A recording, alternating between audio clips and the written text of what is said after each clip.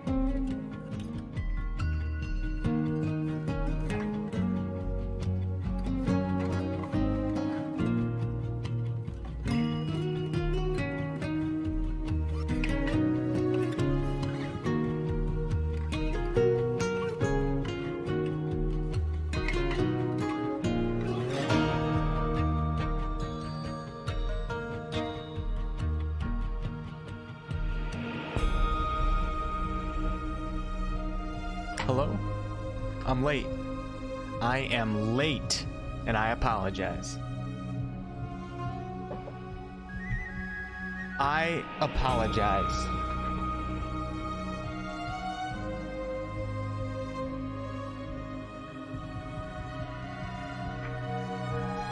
You guys want to know why I'm late, though? I'll tell you. Hello, hello, thanks for stopping in on this beautiful Thursday night, and wow, I'm looking purple tonight on the webcam. Okay, I'll roll with it. It's funny, I get a different skin tone every time I stream, and it's never consistent, man. Whoa, what the hell is that? I think I have a lightning bug in my room. Guys, thanks for stopping in tonight, I appreciate it. I bet you some of you guys probably, I do have a couple bugs in my room. I appreciate you guys stopping in. Some of you guys probably thought I wasn't going to stream today because I did do 2 videos, which isn't too common, but the reason why I'm late is simple. Kit Kat Duos Mint and Chocolate, baby. You know what I'm saying? So yeah, so I was telling some of you guys the other day that I did a 24-hour fast. Ended up being about 25 hours. Just to reset my body, see how I felt. It actually felt really, really good. It felt really good. And, you know, I started having a little bit of a headache, like an hour, 22, 23, 24. It's not a big deal to do a 24-hour fast, but I haven't done one in, you know, 10 years probably. But I felt really good, felt really focused. And, I let it all go because at about 1 in the morning yesterday on the 25th hour, I saw that bag of dill pickle lay chips, and my god, did I destroy it. Oh, and I woke up feeling like shit, so we're gonna have to redo that sometime. But anyways, and now I bought Kit Kats, and I went to Taco Bell today, right? Do a 24-hour fast, and you can celebrate the next day. All right, thanks for stopping in, guys. I do appreciate it. Hello, the author. Hello, David. Looks like David's out of here right now. Can't stay, need to get this kid to bed. All right, David, I'm assuming you're probably already gone. Drastically, hello, hello. Daniel, hey, Daniel, thanks for hanging out for all these streams. I do appreciate it. Clavis, share some creepy creeper vibes with that wholesome like button. Thanks, Clavis. All right, guys, so the plan tonight, I'm going to jump into some Baldur's Gate 3. We're going to continue with my light cleric. And we'll probably do some more deep dives into the lore. Maybe not as much as yesterday. I might do some more combat in this one. Try to progress my light cleric a little bit. But we are going to be collecting all the books that we can. I might not go as in depth as we did last time. I wasn't sure what the stream would be like tonight, because the Baldur's Gate 3 news video, as they usually do pretty well, and it brings in new viewers. So I didn't want to do our insanely nerdy lore sessions, because a lot of people don't like watching that. The people that do, you guys are the ones that matter, though. All right, let's go to the tavern and get this show on the road. What's up, mother? Kevin Hardisty, thanks for stopping in. I am purple tonight on the webcam. What's going on? Let's go to, hold on, let's go to the waterfall scene. Let's see if I can fix the white balance, man. That's, wow. And it looks like I got no hair right here, too. Got all sorts of problems. All right, hold on. Let's go to the white. Let me go to the white balance real fast and try to fix this. Let's get rid of this. I can probably do this pretty quick. Camera control. White balance, 4560. Let's go down a little bit. Nope, that makes me blue. And 4710. Now we're looking a little bit better. Not true, but I'll take it. At least we are no longer purple. Okay, back to the tavern, John. Salah Alak. First time watching the stream live, but I love your content. Thanks so much for stopping in, Salah. See, like I said, when I do a Baldur's Gate 3 video that does well, sometimes we get some new viewers in here, so I wasn't sure like how hardcore I wanted to go into our research tonight with the lore.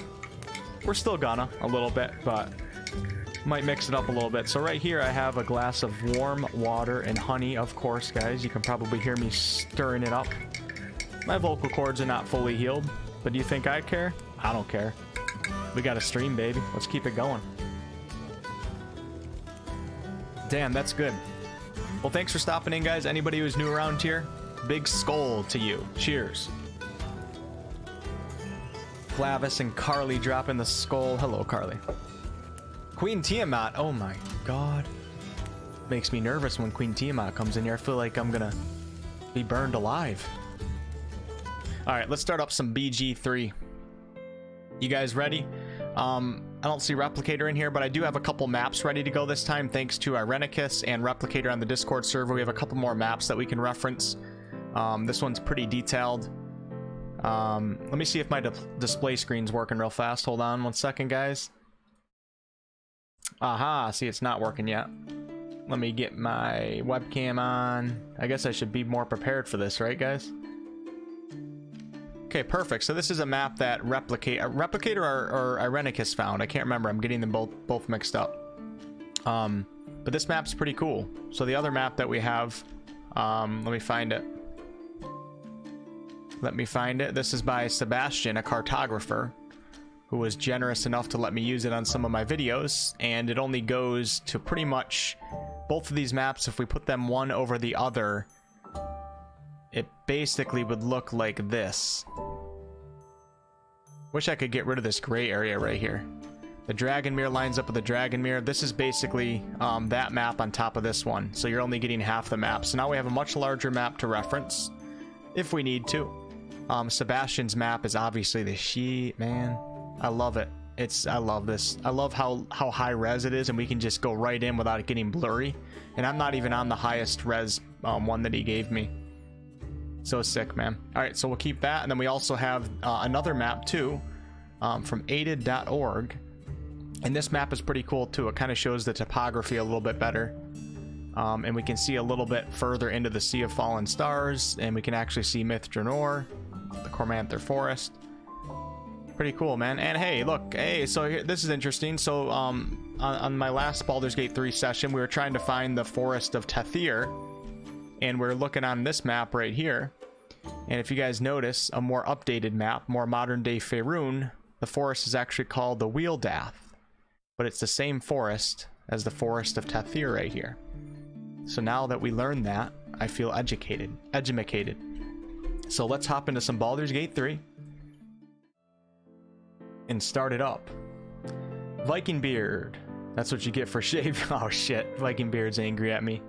You know, sometimes I just say screw it, and I put my razor on the lowest level, and I just shave it all. And then I know I got like 5 days, it'll grow back, and then I can wait like another 2 weeks before I have to trim it up again.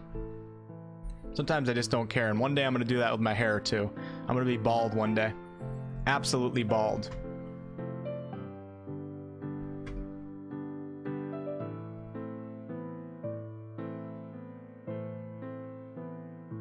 Uh-oh, is it gonna work? Perfect. Sometimes Steam doesn't work.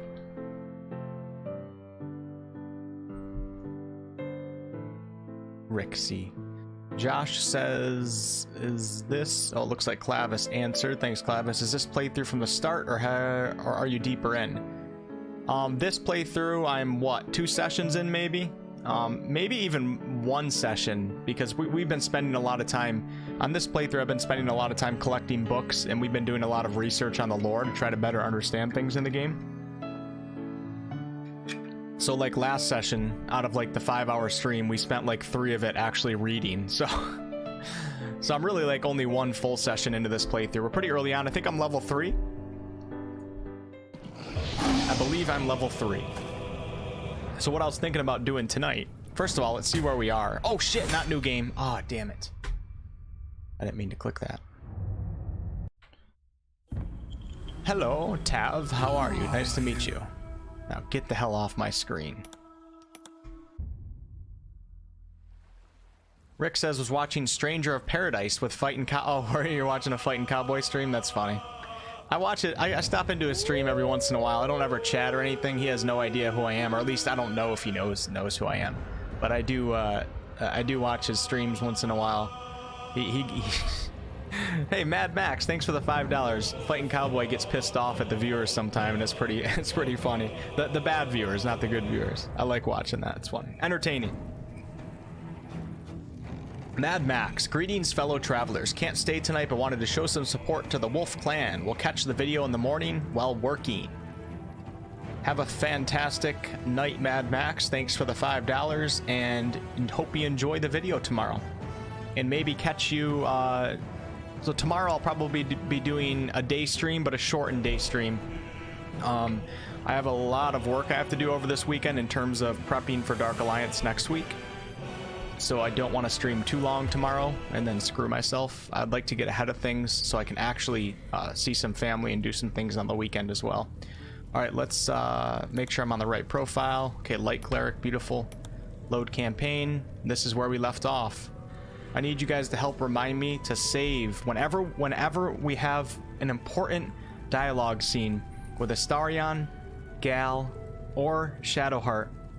I want to make sure that we make a save point, preferably before, but if we end up hearing an important dialogue line that explains a little bit about their history, like if Astarion talks about Cazador, if Gal talks about the Netherese Empire, anything like that, I want to make sure that we make a save point after it if we miss it, so I can come back and then know that I can load the previous save point and re-listen to that and look into it, take notes and stuff. So, all right, let's do it, man. Chimpy says you're gonna do playthroughs of Baldur's Gate 1 and 2 before 3 comes out. I'm not sure yet, Chimpy. They're not high on my list of priorities. You know, I do have to think a little bit about discoverability when I'm streaming. So when I stream certain games, the numbers drop in half, which is fine. It's not a big deal to not have big numbers on a stream. But, you know, when I'm streaming, I'm working, I'm trying to grow the channel, and I'm trying to be discovered more so the channel can grow, so I can make this a career. So I do have to consider sometimes with the older games that they don't do as well. And Baldur's Gate 1 and 2 aren't really stream-friendly games. They are to the core crowd that love it, but anybody else has no idea what's going on. So maybe... you know, we have a long time until Baldur's Gate 3 comes out, so we're going to have a lot of downtime. In our previous downtime, we played Dragon Age 2, Dragon Age Inquisition. We got a lot of games done. It was great, so possibly. I don't want to promise that, but possibly. All right, what was this save point? Let me talk to Astarion real fast. I think we're going to learn a little bit about Astarion here. Let me bring up my Google Docs real fast. Hold on one second, guys. My Google Docs. Where the hell are you, Google Docs? All right, there we go. All right, I got that up. Beautiful. Hey, I appreciate you guys stopping in tonight, and thank you to those of you that hit that thumbs up button and are helping out the stream. I owe you. I owe you one. Oh yeah, so Rick says the surprise on the beach will be a whole new companion. A plate armored. Oh my god, a new companion, Rick. That would be crazy. Oh, what did I just do? You guys see that? I activated the mode to where I didn't have to click to move. It was just going wherever my mouse was. Yeah, so the upcoming patch 5, I did drop a video on that today, guys. We got some news, so if you haven't seen that, just go on my channel right now, screw the live stream, and watch that and see what we got upcoming. We got some good information. But yeah, we're gonna have a new surprise on the beach, which is after the Nautiloid ship, the tutorial. And we don't know what that's going to be, but that would be pretty sick if it was a companion waiting for us. Oh my god, Rick, that'd be crazy. Drastically says a long time or nah. We're looking at Baldur's Gate 3 release date, probably late 2022, possibly into 2023. That's what it's sounding like right now. Zachary Quinto, says Dakota, for my light cleric. Citizen, what's up? Just finished ME Andromeda. Insanity, not as bad as everyone says. Nice vids on the BG3 update in AOC. Thank you so much. Drastically says, oh, not drastically. Hold on, I'm just catching up on chat here, guys. Kit, what's up, man?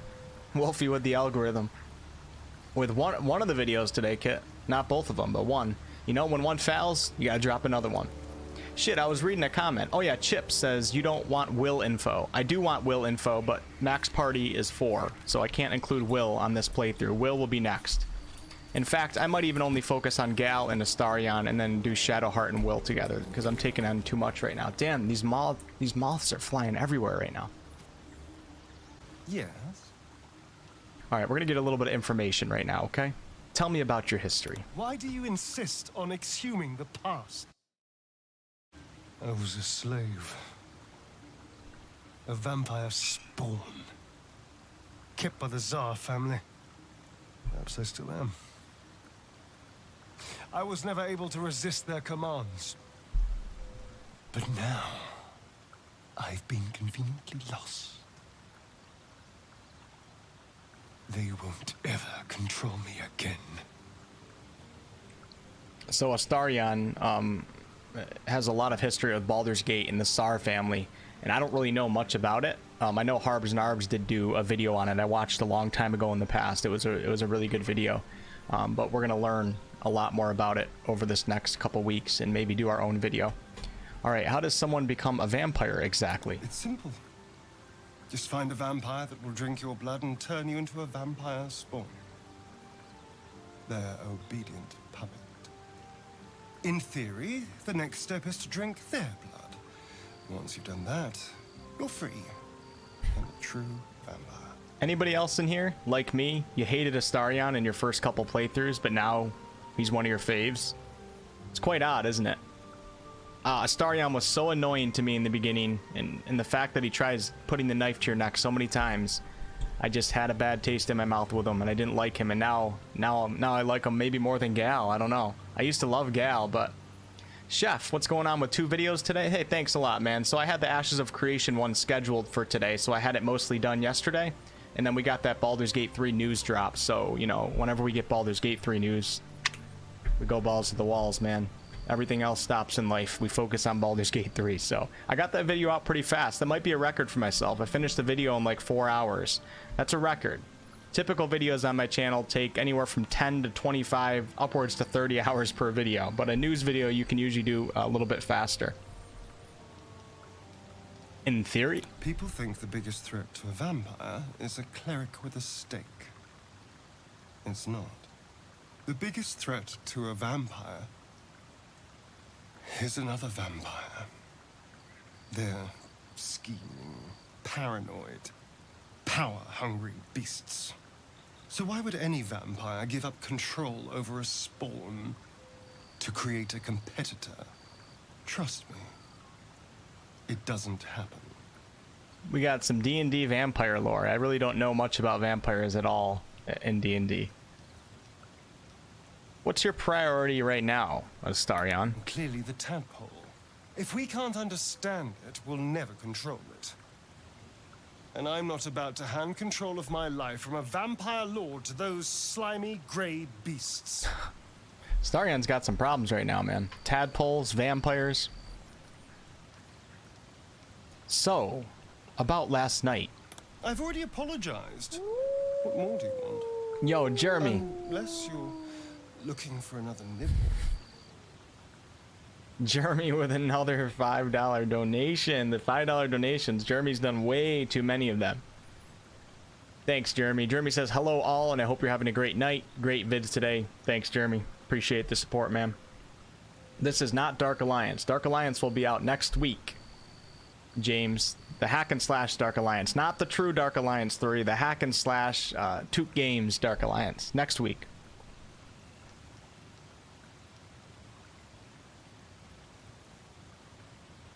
He's asking if another nibble would be okay.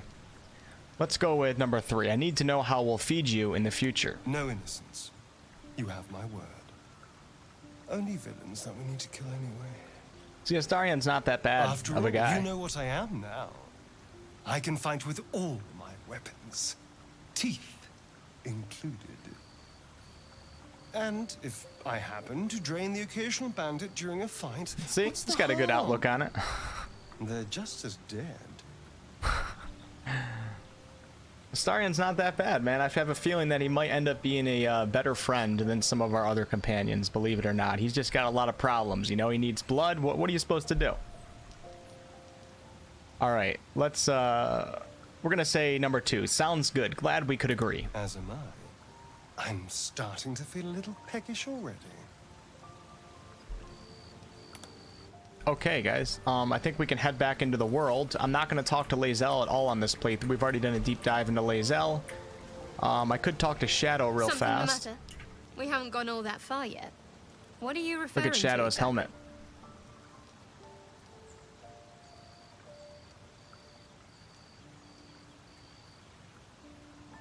So how do you think we should proceed? I'm not too hopeful that a Gith crash will actually prove our salvation, but worth keeping in mind. Must I? Thinking about it won't help. We know what to do, so find a way to rid ourselves of these things. Okay. I don't think I need to repeat where What we will you stand do on if we that actually front. manage to remove the tadpoles? We go our separate ways, of course. What else? The ties that bind would be well and truly severed. Alright, if we ask too many questions, she gets angry. But I feel... Number 2 is you seem eager to be rid of me. Let's go with that. Let's see what she says. We were brought together by circumstance. Besides, I have my own people in Baldur's Gate. And before you ask, no. I'm not telling you what I'm doing there, or who I'm meeting, or anything else. Let me just write that down real fast. So on this save point, also a Shadow quest update when talking to her. Beautiful. Okay, great. Sorry about that, guys. I know it's probably not fun to watch me doing that. Change the subject. Turn to other matters. Oh, we got some more questions here. What was that strange magic you displayed before? I don't know. Something to do with the tadpole, who's to say? Another mystery to add to the pile. It seemed different from the effects of the tadpole. We don't know how this works, not really. Maybe it varies a little, person to person. Don't worry. It won't matter once we find a cure. And if we don't find one, well, we'll be past our worries. I like then. Shadow's voice. Is it dangerous? Very. It wanted to lash out at you. Luckily, I was there to stop it and save your life. Anything else?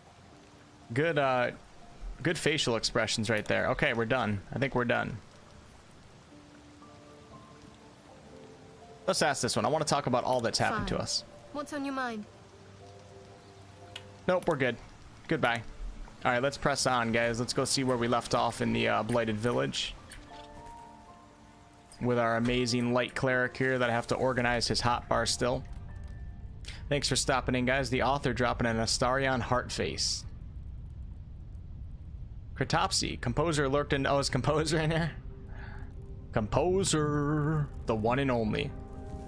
Eric, what's up? I just want Spirit Weapon to make Shadowheart playable and level 5. There's a couple other things that would be good for Shadow too. I can't think of it off the top of my head. What's the cantrip that we're missing? Really important cleric cantrip. The Composer. What's up, man? No, right? What's up, Super Scott? Thanks for all your support. David's back. You almost forgot to hit the like button. Thanks for stopping back in and hitting it, man. I saw that you had to go earlier, but I'm assuming I was probably already, you were probably already gone by the time I got to the stream.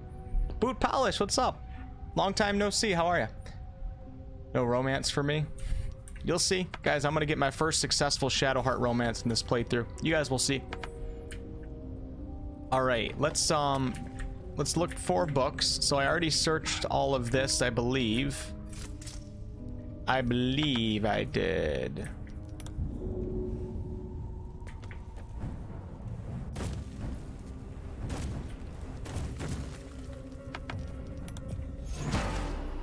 Yeah, so like I said, guys, anybody who's just stopping in, the goal of this playthrough, well, there's many different goals, is mainly to collect books. Mainly to collect books and research them and learn more about the lore. But we're also paying close attention to Astarion and Gal, and also the Light Cleric. Maybe I'll do a Light Cleric guide in the future. I'm really liking the Light Cleric a lot right now. Very powerful. 1d6 plus 1s. This is actually a nice sword to find in the beginning of the game. Steel Forged Sword. 1d6 plus 1. Though the grip's leather is old and crusty, it shows no signs of wear. Not a single scratch mars the slender blade. Damn it, it has slash. I like cleave. I think cleave is only on the great swords. And I'll probably actually give that to... I'm gonna give that to my cleric. We'll do away with our bludgeoning damage. Yeah, baby. Oh, I didn't mean to do that. That looks pretty cool. That looks pretty cool. I like that sword, man. I'd like a copy of that sword. Light hammer. Okay, everybody jump back down. Oh, God. Should I explore the spider cave? I don't know if there's any lore in there. I could just go through the spider cave right now. We still have to check a couple spots in the blighted village, though. I definitely didn't... Alright, we'll break it down just to, before people start yelling at me. Wolf, you can break the wall. You can break the wall. You missed it. I'm mocking you guys right now. I'm mocking you guys. I'm mocking you. Ooh, a trident. We're gonna take that, actually. I knew that was in there. Warhammer is actually pretty good too. I'll take them both. Why not? Maybe we'll use one. Don't need any of that. Don't need... Oh, we'll take that. I have so many thieves tools. So we've been searching every single box in this game so far, and I gotta have like 20 thieves tools. Alright, and then the workbench where we can do our crafting if we do the actual crafting quest. Okay. Let me just double check this book pile right here. Alright, let me come back upside. Just check a couple more buildings, and then maybe we'll... I don't know. I want to go to the Zentrum tonight, actually. I feel like going to the Zentrum would be fun.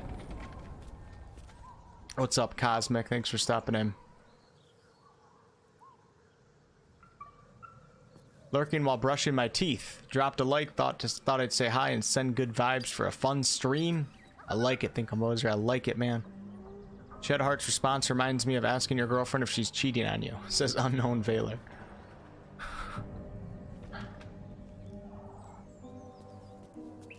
You're able to have Gal learn Guiding Bolt in your playthrough, the author? Yeah, so I guess they didn't fix it yet. I hope that they change that. I hope they make it to where the wizard can't learn cleric spells. Definitely useful, but I do hope that they change that to where the wizard can't scribe the cleric scrolls into his spell book. The wizard's already got so many spells. Alright, so we've already searched, I believe, this entire building. Let me check these fish barrels real fast. You never know what you're going to find in them. You just never know. We've already killed that group of goblins.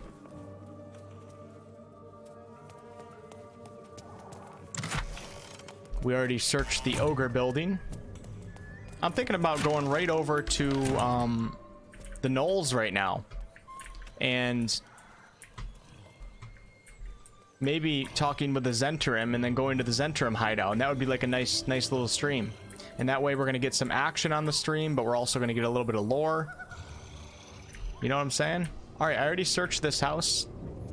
We already searched this house. We searched this house.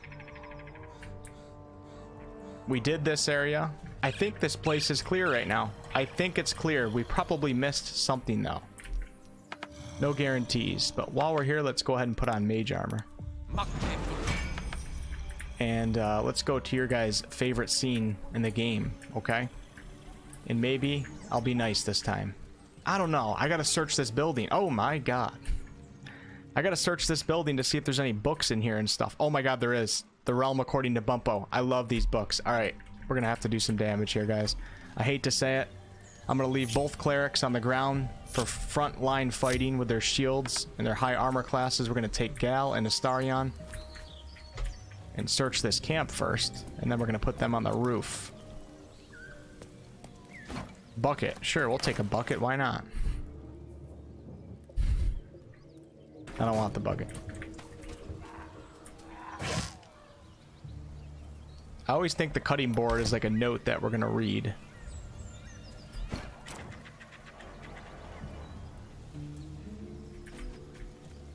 What is this area right here? Oh, this is the knolls right here. Yep, so right up here is where we're gonna go after this. And we're gonna kill ourselves some knolls tonight, baby. Alright, let's put these guys on the roof. Man, the auto jump thing now is life-changing for this game. Life-changing. Oh, what? What the hell are you doing? Why did he drop in there? I've never had that happen before. You just never know what's gonna happen. Milburn, did you check the front for the name of the town? I should go back and take a look at that. I will. I'll look, Milburn. Rick says I'm offended. I sound nothing like that. What's up, Muhammad? Spare the dying, I think. Greetings, Amis. Thanks for stopping in. Just stopping in to hit that like button. Well, I appreciate it. Thank you, thank you. You guys are the best. Brickashaw, what's up? This game looks good, and indeed it does. It does. Alright, what do you guys want to do here? So technically I'd let them do their thing, but I need to get into this building and look for things. So we can always break in the front door. I'm going to back away slowly and see what happens. Ruined. Smash. Oh, smash. I said back away. Yikes. How did Gal fall down? How did he fall in there? It's... I don't know how that happened. Did I just like click by accident down there and he just jumped down? That's pretty funny, but okay. These guys want to play like that? I can do that. I'm probably going to drop a pin down shot on this guy in here, try to slow him down a little bit. Come over here, Astarion.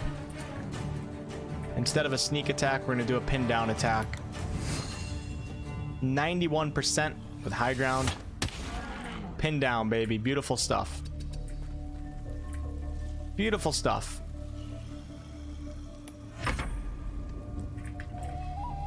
So this is something that I want them to actually get rid of, or at least change a little bit, is getting advantage from backstab in this game. So I think it's okay in certain situations, especially if you're sneaking up to an enemy. Maybe you're not actually in combat and you sneak up to an enemy, I'm okay with giving advantage. But every single time you take a swing at an enemy in Baldur's Gate 3 in melee range, there's no reason why you shouldn't just do what I'm about to do right now. Every time you just work your way around to the back and then you get advantage. So it's kind of stupid.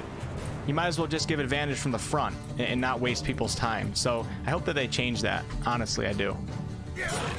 Personally. Not sure why I actually used a melee attack right there. I could have done a spell. I'm gonna do Shield of Faith.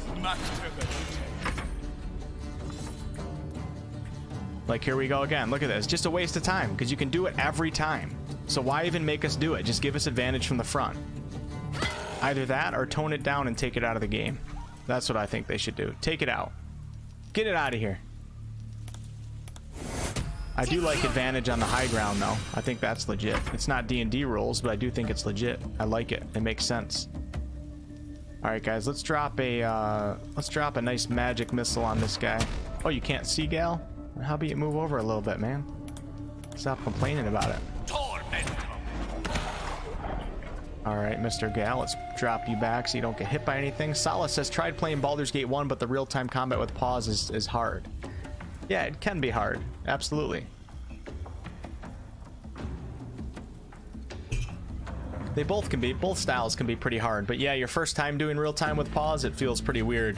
If you want to play a more modern game with real-time with pause, Sala, you could look into Pathfinder, Wrath of the Righteous. It's in its beta right now. And it's coming out in September.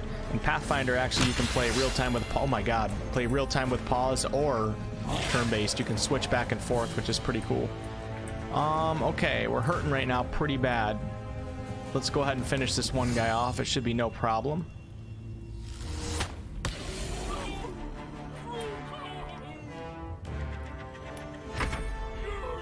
And we're gonna go ahead and... What's my AC with this guy? So I built my Cleric. If you guys notice, I did 14 and 14, so strength and dex. So he's kind of balanced, but not insanely strong with a melee weapon. But we get that +2 for armor class. I have a 19 right now, but that's with Shield of Faith, so it's not like amazing, but it's not the worst. What should I do here? Let's do an inflict wounds, level 2. Oh my god, you gotta be kidding me. 45% chance to shove this guy back so I can run away. Either that or I do healing word. For the sake of entertainment, let's try to shove Boothier back. That's, oh my god, is my webcam not lined up with the spear? Oh, it is, okay, alright. Cosmic says the backstab thing should only be for surprise or sneak attack. Yeah, I'm okay with them like altering the D&D rules. I'd even be okay with them just like sneak attack with the rogue, or is that in general? I'd be okay with them doing it in certain situations in this game. I just don't like that you can just run around every single turn. It's like pointless to even make people do it. It's just a waste of time. You might as well just... I mean, every player that knows to do that was going to do it every single turn. So it's just kind of... I don't know. I bet you they'll change. I bet you they'll mess with that stuff with patch 5 and further patches. So I'm not actually like angry at anything. We're just discussing some things. I bet you we're going to see a lot of changes over the course of the game. All right, we're going to move him way back because he's only got 4 HP right now. And then we'll do a healing word level 2. And we're going to do... It would be kind of cool to do mirror image and get in Boothier's face, but I bet you a guiding bolt level 2. Watch this. 40 damage. Let's go. Damn it, 16. I thought we were gonna get a critical hit. I guess not. Uh-oh, now Gal can't actually see, but I'll tell you what he can do. Is he can do an AoE spell right here. What are you doing, Gal? Why'd you run back that way? Oh, he's shooting a shatter through the... What the hell is he doing? I thought it was going to give it to me, and instead he used all of his movement to back up. Great job, Gal. You gotta be kidding me. You gotta be kidding me. I like this battle music. Vote says, I've always played Divinity 2 with the turn-based mode on. Can you play Divinity Original Sin 2? You can play in real time with pause? Can you play Divinity Original Sin 2 in real time with pause? I didn't think that was an option. Tried playing... Oh, I already read that. Okay, cool. Thank you guys for stopping in tonight. I do appreciate it. I'll look into that one, but I'll definitely finish Baldur's Gate 1 and 2 so I can read more lore. Nice, nice. I feel that, yeah.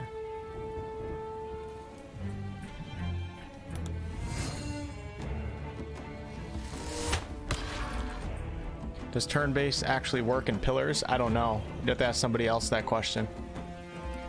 Spiritual weapon for the cleric, right? Yeah, it's fun using that in Celasta, that's for sure.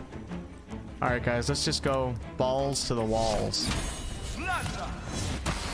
Guiding bolt 17, not too shabby.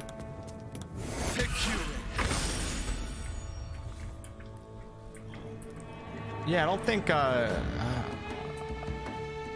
oh, wait. Yeah, Divinity Original Sin 2 doesn't have anything but turn-based. So I don't know what game you're talking about, Voight. I was like 99% sure, but I didn't want to tell you that that was wrong until other people confirmed it. Unless you're talking about the actual, I think there's another game called Divinity 2. Oh shit, how's that an opportunity attack? It did not show. You bastard. I'll take the blame for it.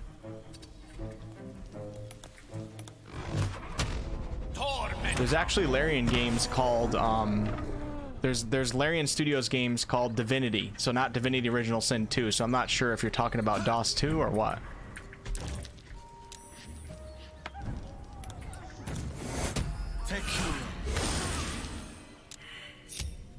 The ogre's pretty powerful. Did I see all your food posts? Recent posts or the ones from yesterday, Chef?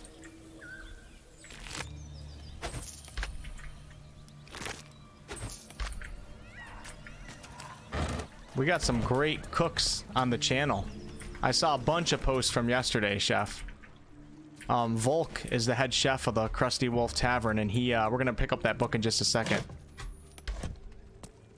And Volk is on vacation. You guys are taking over, and the food you guys are showing on the Discord server is freaking amazing.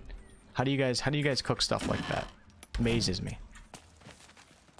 Oh wow, we have a bunch of books in here. We have 2 books. Okay, so let's start with this one. This is another God book, or God's book, and we got 3 more gods. So actually, I think we've picked up 3 books or 3 pages of this actual book. Azuth, the god of wizards all, who spend their whole lives learning. He grants their spells both big and small, for Mistra's always yearning. Mistra is the goddess of magic. Bane, the tyrant, the black hand, makes sure the strong do rule. He spreads his darkness through the land, praised by the harsh and cruel. So Bane is part of the Dead 3. Bane, Ball, and Merkel, the god of tyranny, evil god. Bashaba will bring forth your doom unless you chant her prayer. Split from Timora in the womb, she brings bad luck to spare. All right, let's look up Azuth and Bashaba real quick. I'll make things move a little bit faster tonight. A little bit faster. You must be thinking of a different game. Yeah, maybe you're thinking of Pillars of Eternity. Is Pillars of Eternity, the base combat in Pillars is real time with pause, right? Uh-oh, hold on, we have a problem here.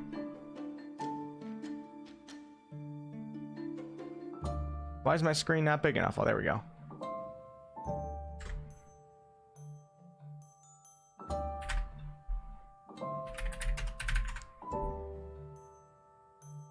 All right, guys. Azuth, pronounced Azuth.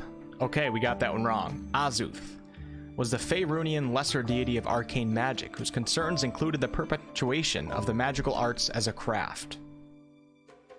He was a servant of Mistra and worshipped by all manner of arcane spellcasters, earning particular veneration from wizards. Azuth. His divine realm located on Buxenus, the second layer of Arcadia in the Great Wheel cosmology. Let's see if we got any recent history. All right, here we go. The Second Sundering, which is when the over-god Ao brought back many of the gods. In 1486, thou reckoning, Azuth had regained most of his strength and was able to choose Ilston Nyril as his chosen. Asmodeus and Azuth began to struggle for dominion over their shared body, and the hierarchy of the 9 hells was jeopardized because of that.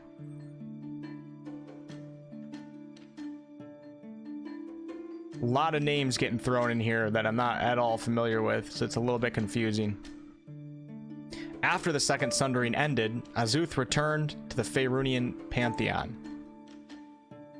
Okay, well, you know what? All we're going to remember today is that he's the lesser deity of arcane magic.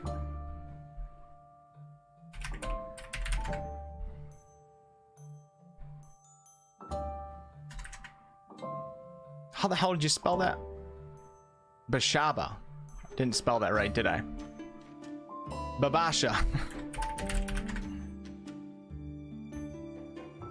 Alright, Bashaba, or Lady Doom as she was known, was the chaotic, evil, intermediate deity of accidents, bad luck, misfortune, and random mischief. Damn. It's kind of cute though. And a member of Tempest's pantheon, she demanded worship to keep her bad luck at bay. Her aim in life was to destroy her sister, Tymora, or Lady Luck. She also delighted in cursing others, often causing seafarers to lose their navigational instincts. So, Bashaba is the Lady of Bad Luck, while Tymora is the Lady of Luck. Alright, that's as deep as we're going to go into it tonight. Maybe I'll check recent history real fast.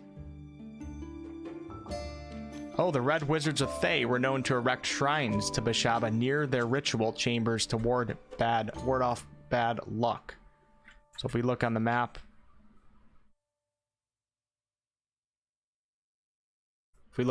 right here, we got Baldur's Gate right here. Baldur's Gate is right here. This map actually says the ruins of Baldur's Gate because I think it was used for like a D&D campaign and the world was different or something. And then up over here to the northeast is the land of Thay, the land of shadows. This map is pretty cool. I wonder what else they altered. All right, we're getting too much into this. Let's go back. Let's go back, babe.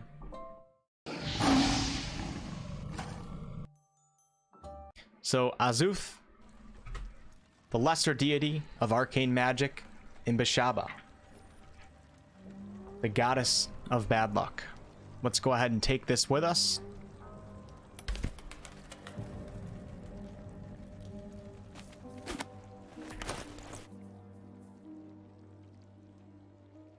And let's go take a look at this book over here, and then we'll finally talk to Gal, because I know he wants to say something right now. The Realm According to Bumpo, a mass-printed paperback detailing the adventuring experiences of the fictional rube Gavin Bumpo. The book naturally falls to a dog-eared page, in which Bumpo describes the more unusual races he's met in his travels. So this is the book that I did do a video on, because maybe it hints at other races that we're going to see in the future. Maybe playable races. Maybe we'll just see them as NPCs. If we get to go to Baldur's Gate, I bet you we will see a wide variety of races, because Baldur's Gate is a pretty inclusive city. But they weren't half so strange as the bird folk. First Aarakocra I met had the head of a parrot, the body of a human, and wings also of a parrot. Who here wants to be an Aarakocra? Anyone? I tried not to stare, but it was real hard. Turns out she was one of a motley party, because around her table were a tabaxi, the furries, the cat folk, a genasi, the element folk, and a turtle. Telling you guys, monk, turtle, party of 4, Raphael, Donatello, Michelangelo, shit, who's the other one? And Leonardo. We're doing it. If we get the monk class and we get the turtle as a playable race, we are absolutely doing a Ninja Turtles party. Maybe the first damn day when the game releases. Replicator. With a $5 donation, shame you have Gal overriding Astarion's dialogue. Astarion says some entertaining things here. Oh, really? Oh, I'm sorry, Replicator. Replicator, you missed it. We already did a bunch of Astarion scenes at the start of the stream. We talked to him. We got a lot of information out of him. Zombie says Pillars 2 has turn-based options. Okay, cool. Thanks, Replicator. I played like 5 RPGs in the same time. Pathfinder, PoE, Dreadfire, Divinity. Yeah, I feel you. They get confusing, man, over time. Can't remember what the hell is what. I do the same thing. Sala wants to know, does turn-based... Oh yeah, I don't know if anybody answered this, but does turn-based actually work well in Pillars 2? Tylen, thanks for stopping in. How goes it, Wolf? I'm camping, but it's evening and I have cell service and didn't want to miss it today. You're camping right now? I am envious of you. I am envious of you. Squirtle? Yeah, you can make a Squirtle too. God, the turtle race. I feel like it would be stupid, but at the same time, I would love it. Alright guys, we got 2 new books in here. Let's go ahead and make our wizard happy here. I'm gonna do a save point real fast. He wants to say something. Gal dialogue, we'll call it. Starting to get sick of Gal and his demands. Thank you, One Replicator. moment they were embracing each other in intimacy. The next they're embracing only death. Oh, this Can't is say I'm what proud of is our overriding actions Astarion.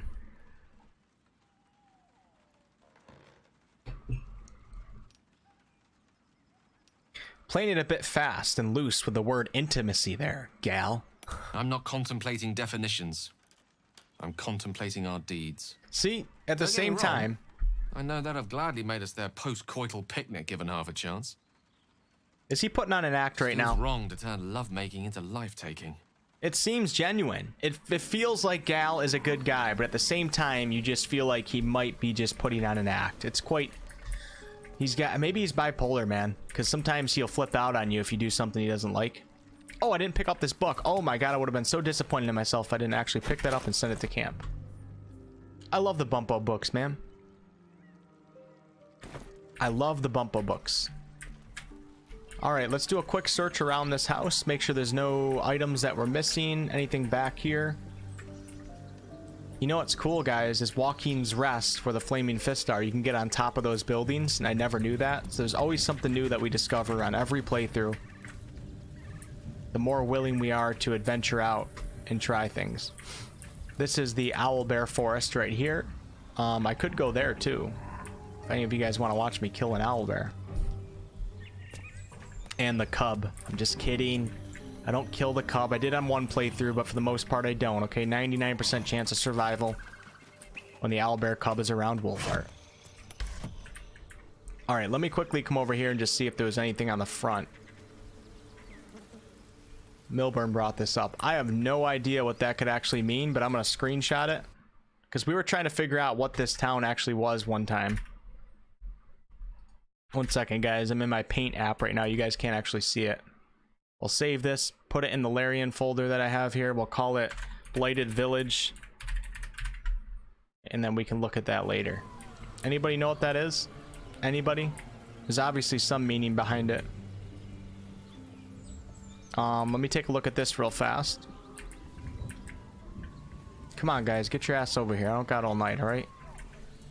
Hello, Yasmin. Thanks for stopping in. Pedro says Gal is sus. Guys, does it sound like I'm saying G-E-L to you guys, or does it sound like I'm saying G-A-L-E? Be honest. Be honest. Moonhaven. Oh, shit. How have I never clicked that before? How have I never clicked that before? What? I remember I spent like 4 hours in this village, like looking into this one book that we picked up, thinking that we discovered what this town was, and there's a sign in the front that says Moonhaven. All right, we gotta check this out. Please be some lore on Moonhaven. I would be so happy. Let me check this out.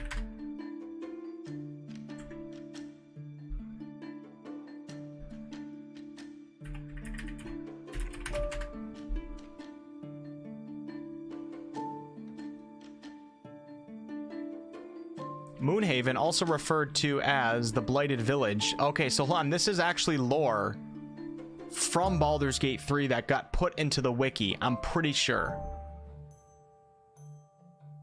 Or maybe not. Oh my god. This is legit lore. Are you kidding me?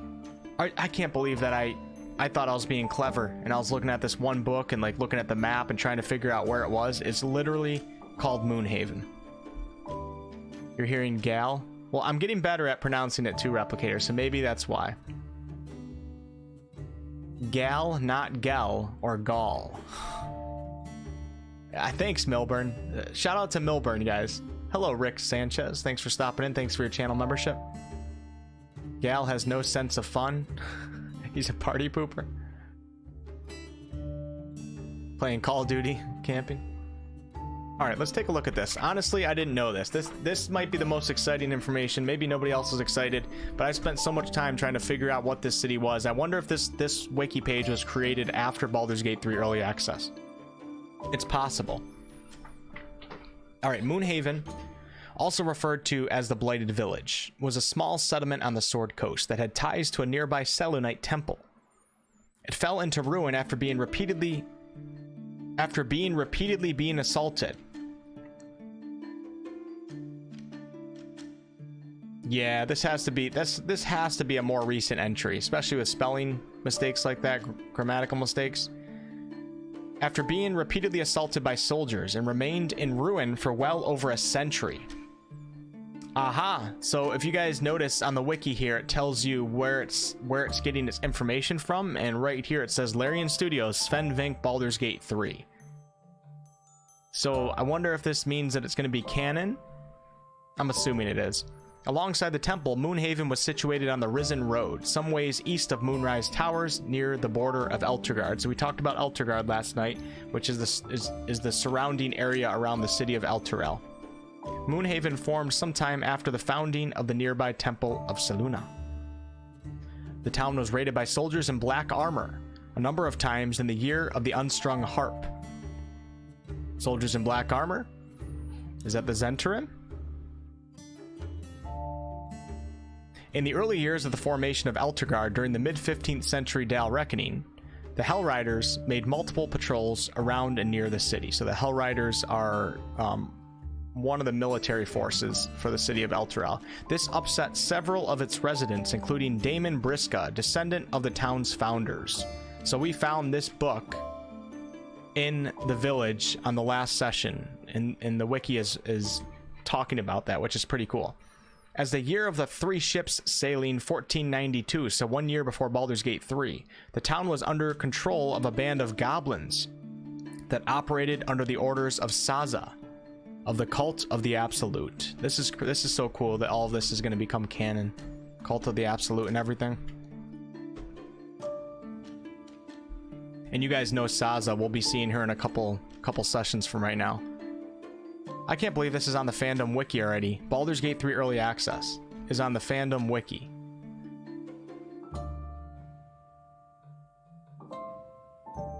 Okay, let's get back to the game. Cool stuff. So we got the town of Moonhaven, apparently. I like it. I like it. I don't know how I've never clicked that sign. That just boggles my mind. Let me take a look at this backpack real fast. Oh yeah, give us some cheese or whatever the hell that was. All right, let's go kill some gnolls, guys. Let's go kill some gnolls. I have searched the entirety of the Blighted Village, or Moonhaven as we call it. We do have to go down here and do that little side quest, but I'll do that another time because there's a ton of lore down there. And I'm not in the mood to go that deep tonight. That'll be next session. I mean, that down in the medical room down there, whatever the hell you call it, is a ton of lore talking about Fae, the Red Wizards, Saz Tom. Like, there's so much stuff. And you know what I want to do right now? I want to kill some freaking gnolls, man. Piss off Yinogu. Tarkov? Rick says my stepfather refers to milk as milk. I don't say anything, but it does work my nerve. It's just the A's for me. So like female and mal, like M-A-L, the A-L-E is the words that I pronounce. People hear it as E-L, and people get really angry on YouTube. Really angry at me. It's pretty amazing. I understand, because when I hear somebody pronounce something different, like my initial emotional reaction in my head is like I'm a little bit annoyed. I'm like, come on, dude, that's not how you pronounce it. But then like a second after that, I realized, why the hell am I actually annoyed at somebody by the way they pronounce something when they have a different accent? So I always control that. But you guys should see some of the comments that I get on my videos, and I got so many of them that I started changing, not to appeal to those people, but I wanted to have better articulation and speak better, and I thought that the way I was pronouncing things wasn't actually like an accent. I was just pronouncing it wrong. And then I started like listening to people in my area, and everybody does it. We all pronounce it the same way, so it actually wasn't, I wasn't necessarily doing it wrong, just an accent. But I would like to become more articulate. I don't even know if articulate's the word for that. I like to become a better speaker, so I want to learn the accepted accents. And my accent is not accepted on YouTube, okay? I've cried many nights because of it. Many lonely nights of tears. Oh, look at this. I don't even know if I've seen this book before. And then there's words like alien. So I used to say alien. Alien. Alien. That's what I used to say. It's an alien. Alien. Now I say alien. And nobody picks on me. Lessons for Sensible Living, Cities and How to Survive Them. A slim, cheaply constructed book. The front cover is decorated with an engraving of a grimacing man smoking a clay pipe. I like it. The first page summarizes the contents. The remaining pages clumsily elaborate on them in great detail. 1. On not going to cities, the simplest piece of advice for sensible folk is to avoid cities entirely. Okay. 2. On marketplaces. People often tell me, Harrington, my fleeces and turnips are worth more in a city market than at the local village fair. Fair? I don't know if I've ever seen it spelt like that. Fools, to them I say, your fleece and turnips will be robbed long before you reach the market square, and you'll have only a few lumps and bruises to take home. Number 3, on taverns. Hello, Willow. Thanks for stopping in. Replicator. If it makes you feel better, I clicked on the plaques on the Druid Chamber for the first time ever in 400 years. Yeah, there's so much in the Druid's Grove. Those plaques are quite interesting. We're gonna have to go there on another session too. Damn, this, if I actually do a full playthrough going through all the books and looking up things, this might be like a 50-60 hour playthrough, which is crazy. I gotta switch my headset real fast, guys. 1 second.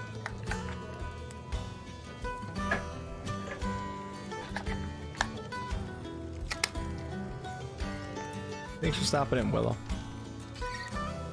Aaron earned an iron urn. Willow says, love the lore hunting, just checking in. The wolf pack rules. You rule, Willow. You rule. Skull. How often are they patching this? Hey, Chef, thanks for the $2 donation. Frody, too. Frody, if you're in here, I missed your donation yesterday. I don't know if you're here right now, but thank you. Chef with a $2 super chat for the heavy accent lore narration. Thanks, Chef. What was I gonna say? I forgot what I was talking about now. Shit. I had a train of thought going there. What was I talking about, guys? God, I had something important to tell you guys. I really did. Northern New York? Yeah, kind of. I'm central New York. I grew up near Syracuse. I don't live in Syracuse anymore, but I grew up in Syracuse. So that's like central New York. It's northern if you're from New York City, but... Wilburn says, I'm from the Ozarks, and they used to call me Huckleberry while in the military for my accent. That's awesome. That's awesome, Wilburn. I forgot what I was going to say, guys. Honestly, I had something... Like, I was excited to say something right there, and now I don't know what it was, so let's go back to the game. What a bummer. I grew up in Niagara Falls. Nice. I've been there a couple times for sure. I don't really live near Niagara Falls now, but... Okay. What else do we got here? On taverns, all sensible folk enjoy draining a mug of locally produced ale in the company of their friends, but some of you may have heard tell of the extravagant taverns that populate the cities of the Sword Coast. If bawdy names like the Blushing Mermaid. So the Blushing Mermaid's a tavern in Baldur's Gate. And you get to see some of these if you play the original games. And some other games too. The Wizard's Stave were not sufficient warning of their impropriety. Let it be known that you will be robbed long before you finish your first tankard, and it will have only a few lumps and bruises for company. On sewerage, be like you, keep a pot by your bedside and cast out the leavings into a communal pit of mourn. Sensible and cleanly behavior. Many cities have dispensed with such simple methods of hygienic living, and instead the waste of the inhabitants commingles and flows through the great channels beneath the very streets. A breeding ground for mucky creatures. Ugh. That's disgusting. On becoming lost, cities are far too large and you will become lost almost immediately. A fellow once told me that Baldur's Gate is actually 3 cities in one. Indeed it is. An outer, an inner, and an upper. I believe he thought I'd be impressed, but I simply spat in his eye and sent him on his way. So this guy hates cities. It's pretty funny. Harrington Nathalan. Okay, all right, let's go ahead and pick this up. We'll send that to we can probably get something out of that. We'll pick that bad boy up. We'll send it to our camp. And you know what we're gonna do real fast? We're gonna go back to the lore screen. Yay!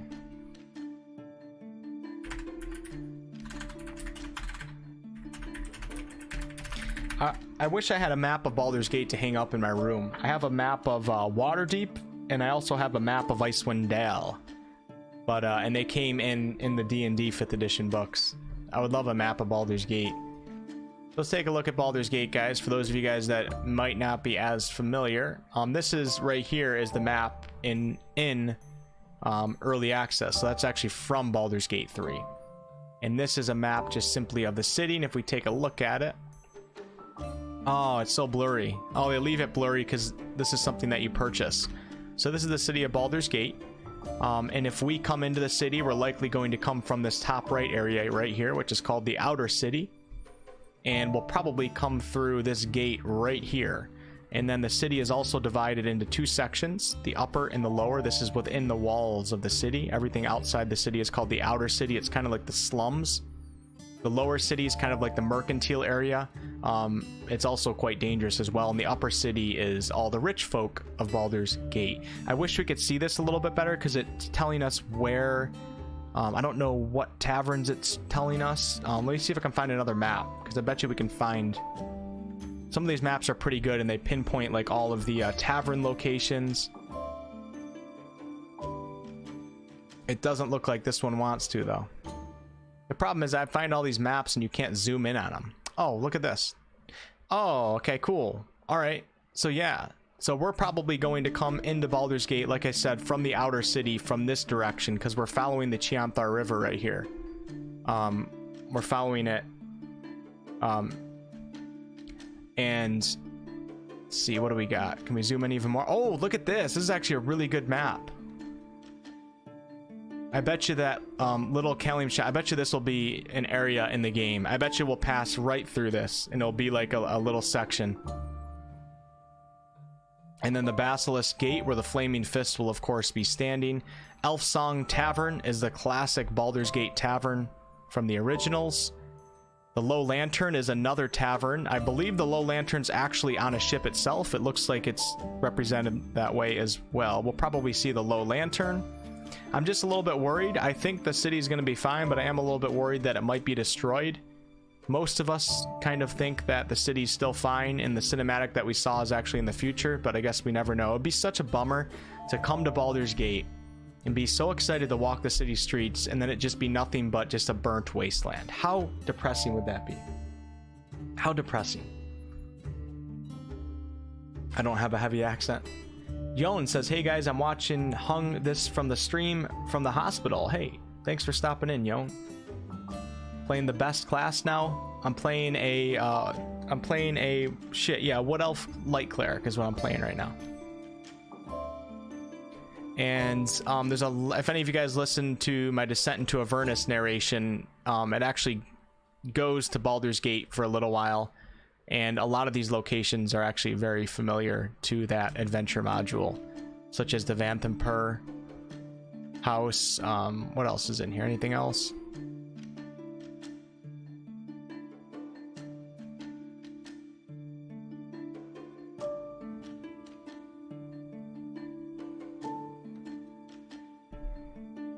Okay, we're done with it. We are done with it. And yeah, look at this too. So I wonder actually, I actually am genuinely curious if we'll come from the south side of the river and cross the bridge at Worm's Crossing. That would be super cool. But I feel like we might come from up here too. I don't really know how that works, but either way, Baldur's Gate's a pretty cool city. The Nilfgaardians. You're playing Escape from Tarkov? It is a very hard game, Chef. I've played it before. Very, very hardcore first-person shooter game. It's pretty badass, though. But you gotta be patient, and you gotta be willing to accept frustration in that game. All right, let's take a quick rest, guys. And then we're going to kill some gnolls. We'll probably do combat for like a good 45 minutes now. Moisture drips down your forehead. Pain shoots Kylo through Ren. your fingers.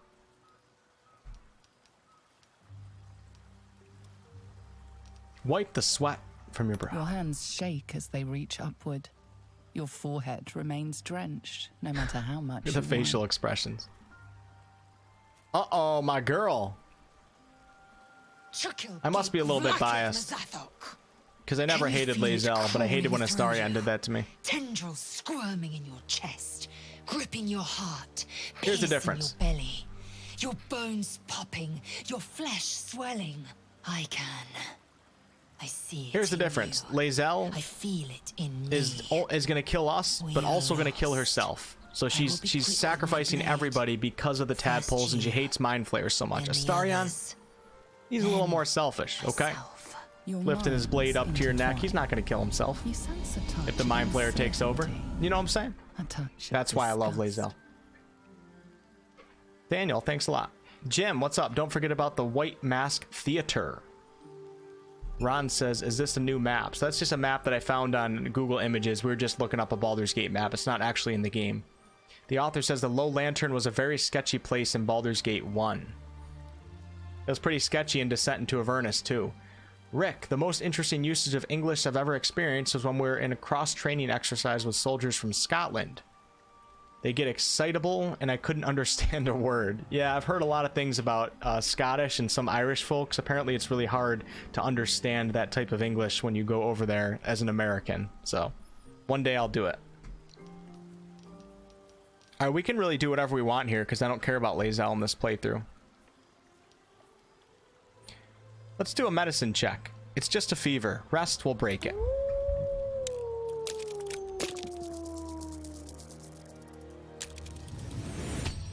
That one's for Replicator.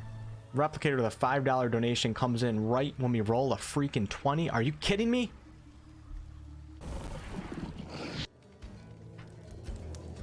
Skull.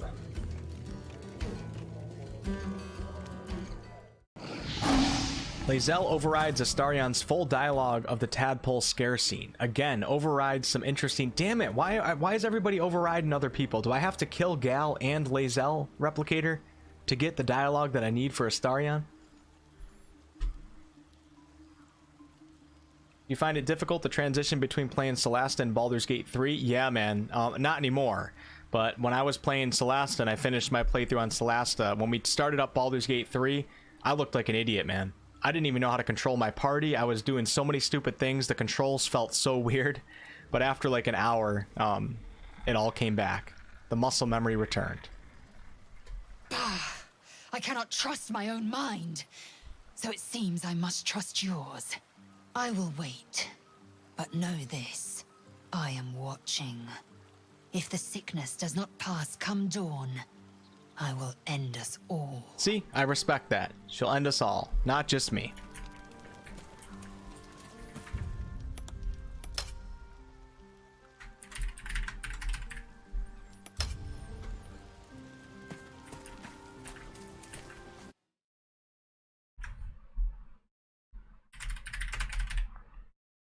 Sorry guys, I'm just taking some notes while I'm playing. What'd she say? It feels like we packed 3 days into one. Speak for yourself, I feel fine. You as well? I feel like I've marched across Toril without stopping. So Toril is the planet that Faerun's located on for any newbies around here. Could be the tadpoles doing. Or not. We'll just have to wait and see. Thanks again, Replicator. Let's just get some rest. Alright, babe. Really? I made a save point for you to say that? Are you kidding me? Are you kidding me, Bazel? Shadowheart, not Bazel. Oops. Let me check my stashes real fast, guys. Make sure that these books are actually piling up. We should be full of a bunch of books to make like 10 videos out of one day. Oh my god, I love it. So it looks like the stash keeps expanding the more and more books that we get. I was getting a little bit worried that the books might start disappearing. Looks like we're good though. You know, the camp in Baldur's Gate 3 is one of the things that I'm most excited for. I just don't like the way that they go about it in terms of taking a long rest and how easy it is. It just doesn't really make sense. But the camp is so cool. I cannot wait till we can build this bad boy up and have owlbear cubs running around, dogs. Me and Jurgle are gonna get drunk one night, just have a great night. You know? Me, Jurgle, and Shadow, little coconut oil massage. Alright, I'm done. I'm done. I'm done. Sorry, guys. Solasta felt unfinished. I love Solasta. I love Solasta.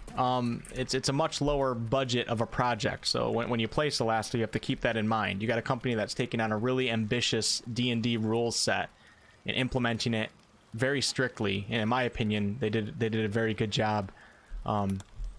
They only have so much of a budget to add visuals and story and player agency and permutations on top of that. So I think Solasta was great, personally.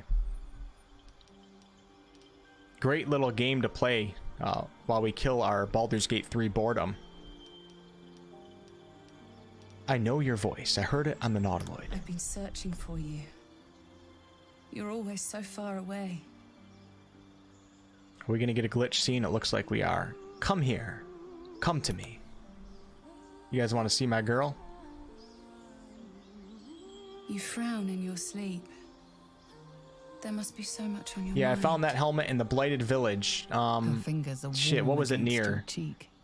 If you walk into the Blighted Village and you take an immediate left and go behind that building and you look along the perimeter on the wall on the inside of the village, you'll come across the mask on a body. Oh my god, I chose well. Holy cow, did I really create her? Oh my god. I'm not... Hell yeah. You can do whatever the hell you want. Elf, I never sleep. How is this possible? How far does the deepest trance lay from sleep? Dude, I don't remember making her look like that. I leave that answer to your clever mind, darling. Okay. Oh, I'm blushing a little bit, I'm not gonna lie. I'm one bad turn from becoming a mind flayer. You don't understand, darling. You're turning, yes, but... yet still a shadow of what you will become. Perfect match for Kylo Ren. Damn it, I wish we could actually see her, man. We're getting some glitch scenes here. Oh my god. Wait, is she a halfling? Why is her head so big? I'll make you feel better. Oh shit, I think she's a halfling. I didn't even realize that. Lean back. Screw it, man. I'm still down. You know what the hell. Let's go, baby. Do as she says. So eager. Hungry. Might be the best looking halfling I've ever seen in my life. Blood stirs and twists, recoiling like a wounded beast. It wants her gone. You're not ready. Oh, no, it doesn't. I don't know what blood you're talking about. What tadpole you're talking about. Because my tadpoles squirt. I do have a parting gift. I gotta stop. I'm done doing the jokes. Sorry. I'm done doing the jokes, guys. Oh my god, now I got a ton of dialogue. I'm gonna overwrite that Shadowheart one right there. Oh, we can't. Let me do a new save. All camp, everyone dialogue. There we go. So now I can reference that in the future. Looks like we're not killing the gnolls for a little bit here, guys. We gotta talk to everybody in camp right now. I guess we'll start with Lae'zel. My blood is cleansed. Light priests get all the goodies. Yeah, a lot of people are saying good things about it. Wolf is God? No. New CRPG by Warhammer called Battle Sector. Demo is out on Steam for any 40k fans, says Rick. Battle Sector? Is it sci-fi, Rick? No. The dream. You succumb to temptation. Is it a sci-fi game? Do you not yet understand? I did make her Brickashaw, but I did it so fast. Because I don't even care about those scenes anymore, so I forgot what I created. First, the tadpole sickens you. Next, it entices you with a cure. If you do not see the ruse, you are already lost. Stop overreacting. It was just a dream, nothing more. It was not just a dream. I quickly knew mine for the poison it was. The geich will lead you to fire and convince you it's honey. You will gorge yourself even as it burns. It will call to you again, and you will resist. Cleric. My deity will guide me through this. Your god allows the parasite in your head to fester. My god No is god can Shar, help so you're you, gonna shut the hell but up, I Lae'zel, can. or I will put you to sleep. Check the name tag. You're in my world now, Grandma. Let's go ahead and do an illithid test. I'm not too worried about pissing off my Githyanki companion, because we've already had fun with her. Something stirs deep within you, hungry and alert. It's taking something you'll never get back. Not too worried about it. Minds I'm a connect, cleric of Shar. And you drown in Lae'zel's deep longing. You see a Githyanki woman, pale as death, her face contorted by desire. She is a lich. Vlaakith. So I'm pretty sure that's Vlaakith, which is the Githyanki goddess, but it's not. She's not actually a goddess. She's just a lich queen. And all the Githyanki basically worship her, and she rules the Githyanki. And Lae'zel, her goal in life is to please her goddess and then become a dragon rider. So she's very worried that that's not going to happen. She's very eager to prove herself. Elf, you dreamt of a woman turned gaunt and undead. Undeath. A lich. Cleric, you entered my mind, as I'd expect. After all, I entered yours. It was Vlaakith that came to me, my own queen. I am no stranger to wanting. My life is defined by what I've yet to possess. I do not yet call the astral sea home. I do not yet bathe in my queen's blessing. She said only one word while I dreamt. Cheeky. Cheeky. Come to me. Cheeky? I know it was gay deception. Would that the lie not smell so fragrant. Yeah, so Lae'zel is not accepted into adult Githyanki society yet. She's still at her Githyanki creche, which is where Githyanki children are raised to become warriors, and they have to complete a series of tasks. When they finally complete them, they're accepted into adulthood in the Githyanki society. And the Githyanki actually live in the astral plane. They don't live on Faerun, but they grow up on Faerun, or they grow up on the material plane, because in the astral plane, there's basically no time. Our time moves insanely slow, so you don't age in the astral plane. So in order for Githyanki to... I don't know if they're little Githyanki babies, or how that works, but that's how they grow up, by being on the material plane. All right, now we got all these guys to talk about. Oh, shit, man. It is what it is. For now, I like the easy rest while I learn the game, maybe as a difficulty rating. Yeah, I can see that, Kevin. A lot of people have different opinions on that. I think I'm really far back on the chat on my third monitor right now. If I am, I apologize. Light Priest gets all the goodies. Oh, okay, I think I am caught up, actually. Am I? No, I'm not. What the hell's going on with my monitors right now? Halflings look so out of proportion. Oh, come on. Come on. I like my halfling girlfriend. Githyanki Doolittle. Alright, let's talk to Starion for Replicator first. Leave me alone. I do not have time to waste with you. Damn, his dream wasn't good. Okay.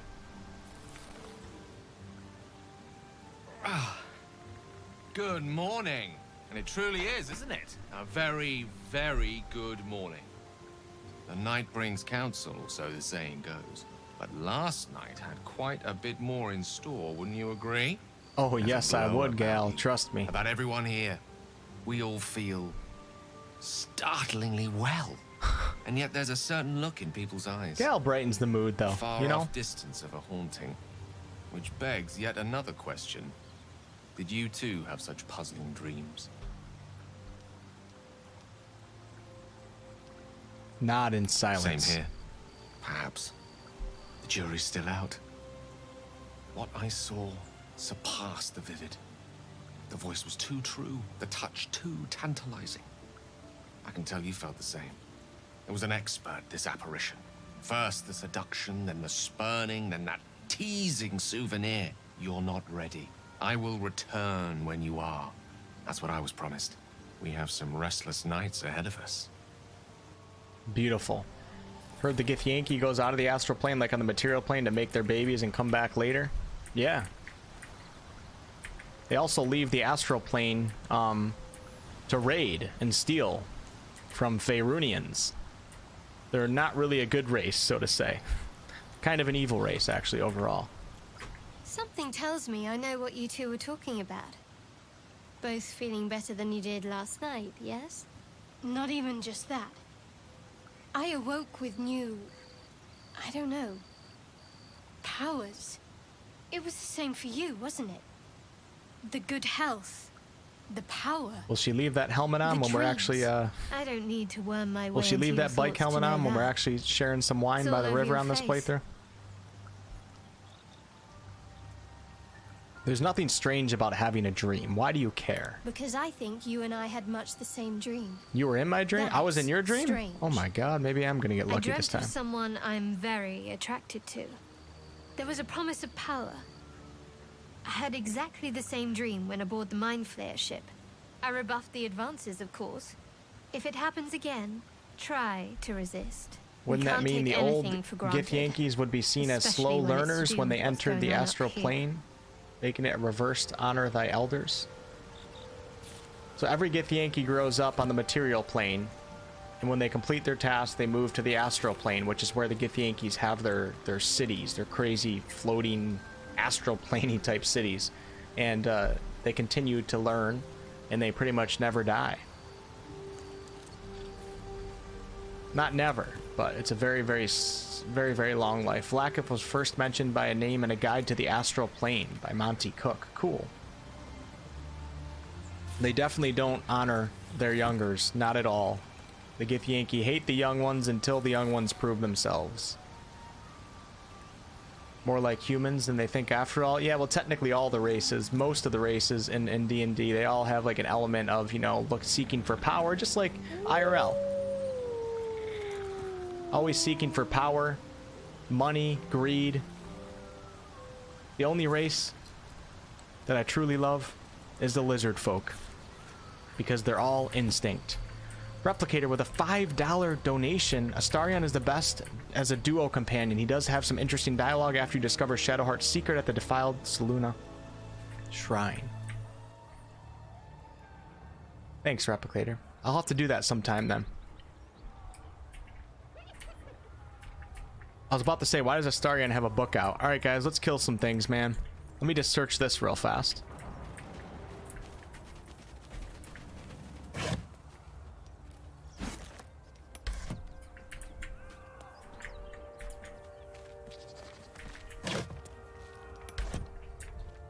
The Githyanki. And the Githyanki are actually part of the Gith race. It's called the Gith, and the Gith is divided into the Githzerai and the Githyanki. So there's actually another race of Gith called the Githzerai. I think it'd be pretty cool if we saw one of them. And the Githzerai actually are not hell-bent on killing all the Mind Flayers, while the Githyanki, it's their life mission to just destroy all Mind Flayers. It's pretty cool stuff. It'd be cool to see a Gith and a Githyanki. So if Shadowheart meets a Gith in this game, that'd be pretty cool, but it's kind of rare for Githyanki or Gith, any type of Gith, to be on walking around like Lae'zel is. They typically don't do that. Like I said, they're always raiding, and they're just not, they're not really, they're raiding and destroying everyone. That's typically what they're doing. And they're very xenophobic too. Alright, let's, what should we do here? I'm thinking about sneaking a star. Let's try something. Let's take our buddy Astarion right here. We're gonna drop a little Blessing of the Trickster on him. Alright, and we're gonna take him, and I wonder if I could get through all of this. It looks like it's gonna be half light. I think I can. I think I can. Come here, Astarion. Show these people your rogue skills. Oh shit! Where did he go? Oh no! Oh no! I thought he was gonna go around this way. That was my bad. I should have looked at his pathing a little bit better. So it's gonna have him. Okay, I didn't really plan that out correctly. I wanted him to walk all the way around here, and we're gonna bring him up here, see if we could jump the shadows. It would have been pretty fun, and then place him on the high ground right here, and then we would have absolutely destroyed these gnolls. But you know what? You make mistakes, you deal with it. Let's kick some ass, baby. Beautiful stuff. We already got 1 kill right there with one of Gal's best spells, Shatter. James, I'm a very new subscriber and love D&D. Well, welcome to the channel. Thanks for your subscription. Tylan says Githyanki are modeled after Spartans. They did the same with their children. Yeah, I can see that. Absolutely. All right, what should we do now? Should we just take care of this first guy? We'll do it. We'll do a level 2. Oh, no, I can't see. I could possibly throw something since I'm not going to be able to see this guy. Or I could use my... No. Let me see what I can throw here. You think I can throw an apple? Oh, we can. Let's throw an apple. 2 damage, baby. Let's go. Was that 2 damage? I think it was 2. Red apple was hit for 8 bludgeoning damage. Oh my... What? Oh my god. Oh, wait. The red apple was hit. Oh, okay. Okay, it gets a little bit confusing in the combat log here. The red apple took damage and was destroyed, but the gnoll took 2 damage from the apple. Okay, all right. For a minute, I was about to say, holy crap, I didn't know the gnolls were... Let me examine one of these guys real fast. No, see, they're not, gnolls are not vulnerable to bludgeoning damage. But apples are. So apples are vulnerable to bludgeoning damage, guys. Remember that if you ever fight an apple.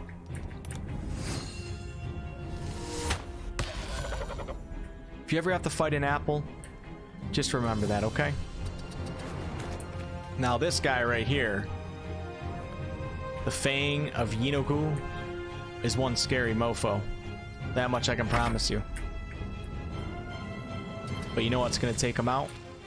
Is a good old-fashioned shatter. When you can get a good, it's just incredible. When you can get a good AoE spell in this game, you gotta take it, man. There's not many of them at lower levels. I mean, we're gonna get Fireball when we hit level 5, but Shatter is just the MVP of AoE spells in early access. And we only got 1 guy left. What do you guys say? I say we use a Sacred Flame, which is one of the cantrips in this game that misses more than any other cantrip in existence. But not today, baby. Not today. 2 damage right on the spot. It's going to be a good playthrough. It's going to be a great playthrough. All right.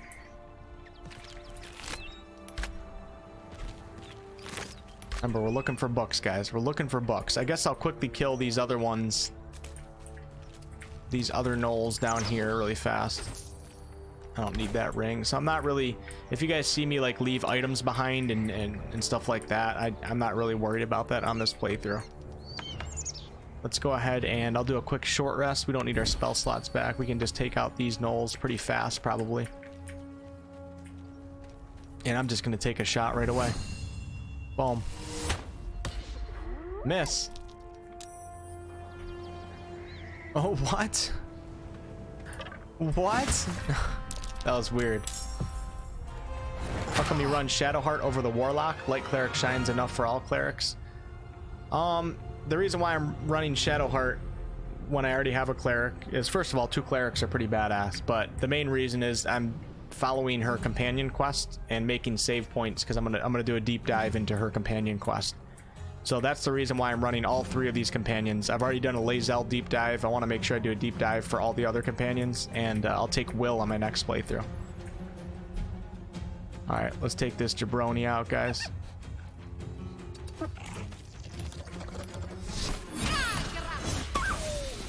See ya. Guiding Bolt for the win.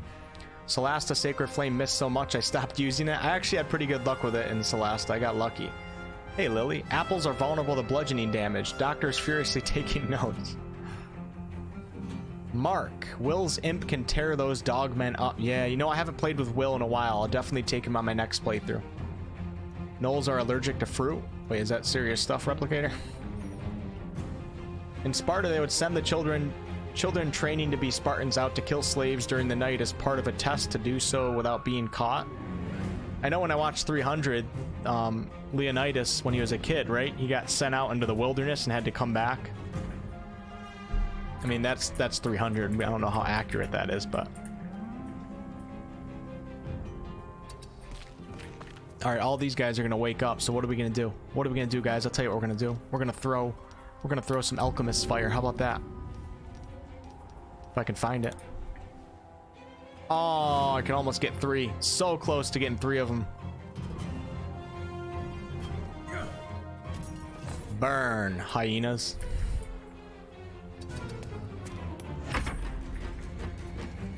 Now we're gonna have disadvantage for all of these shots because when you use your bow and an enemy is prone, you have disadvantage. So it's better to just use melee attacks if you can actually make it to them. But as a thief, we get to move right up there with our good old cunning action, get a nice little backstab. Damn, Astarion, you are impressing everyone tonight. You are impressing everyone.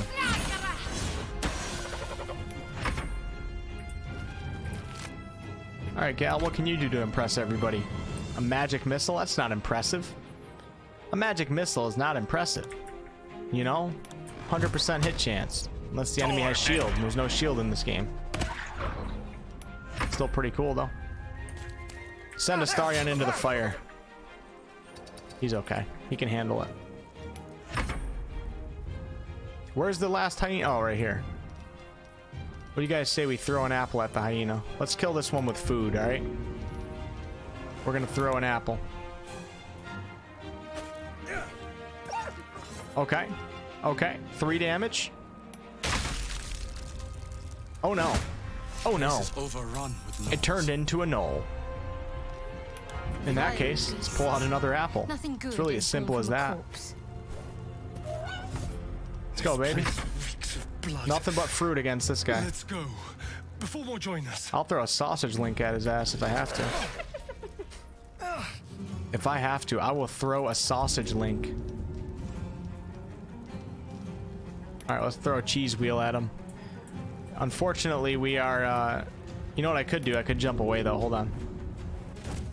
And then we'll move him up the cliff a little bit so we don't have disadvantage when we throw it. We're going to throw a cheese wheel. Okay. Just torturing the poor gnoll with food. Now we're gonna throw... I know I have sausage links in here somewhere. Here we go. We're gonna throw a sausage link. Only makes sense.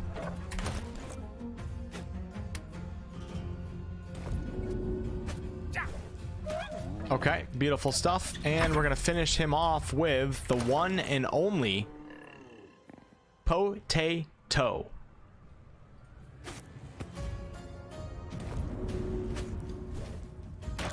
I don't know. That was kind of cruel, if you ask me. That was kind of cruel. This must be where the gnolls attacked. Movie didn't show the Spartans were not alone. They had thousands of slaves they used too. Vince, what's up? Evening, new to your content. Love it. Is BG3 worth staying early or best to wait for full release? Playing Solasta and going to start Dark Alliance in the meantime. That's a good question. You know, I think after playing early access, in my opinion, it's going to be a great game. I think we're guaranteed a really good product. So if you know you're going to buy it in the future, maybe give yourself one early access playthrough. You know, that's what I would say probably. If you like CRPGs, you know you're going to buy it when it comes out.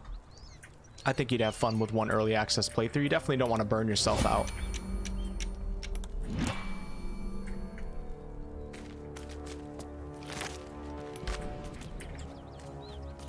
You know, if I wasn't,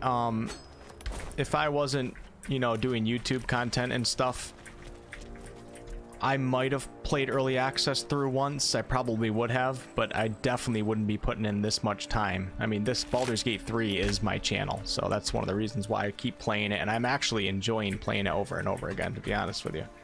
We take long breaks. After this playthrough, I'll probably take a break until patch 5.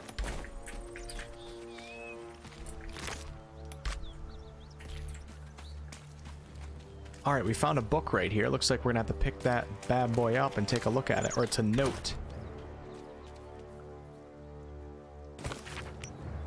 A circular from the Church of Ogma, Lord of all knowledge.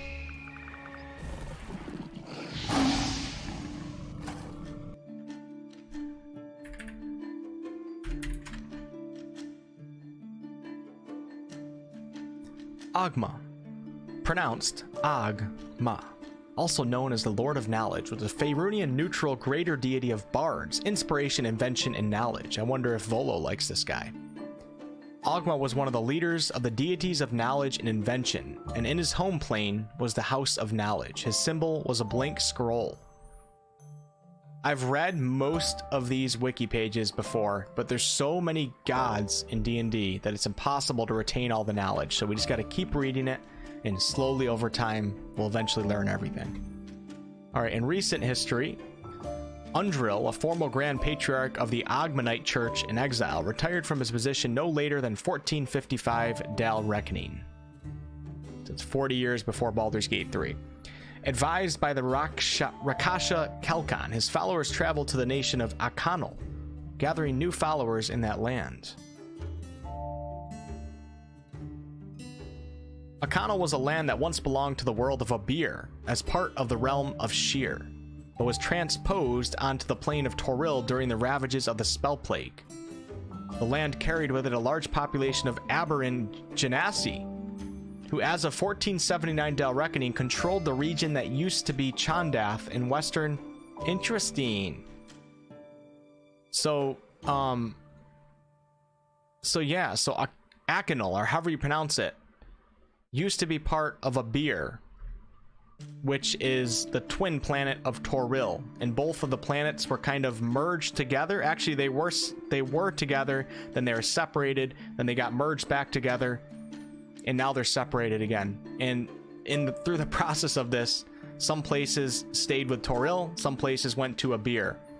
And the Dragonborn are actually from Abir, but when the planets merged back together, their capital city of Timanther, or whatever they built up, they ended up being on Toril. Let's take a look at this. I wonder if we can actually find this place. I don't know where this would be. I have no idea where this would be. Controlled the region that used to be Chandath in western... Okay. Was a country located in the Vilhan Reach. I've heard of that before. Okay, hold on. I know where this is on the map. It had a long history. It was located on what was once the shore of the Sea of Fallen Stars. Chandath was later a confederation of city-states under the capital of Erebar, but used to be a powerful nation in times long past.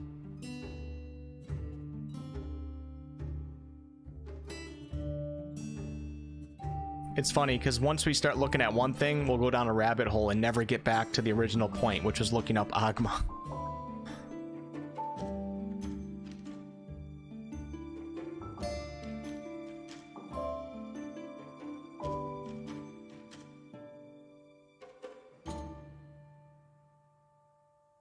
So this map doesn't go far enough over to the right to see the Sea of Fallen Stars, but it's cool if we can pinpoint this stuff. We're gonna bring up Replicator's map. Replicator, I had yours and Irenicus's map. Where are they? Crap, I think I lost them. I had them up earlier. Where'd they go? Oh no. Oh, here they are. Yeah, here we go. So, for those of you guys just tuning in right now, this is where Baldur's Gate is located. And right now we're looking up on the shores of the Sea of Fallen Stars.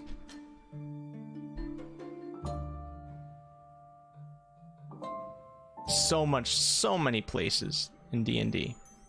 Now, where is this area that we're looking for?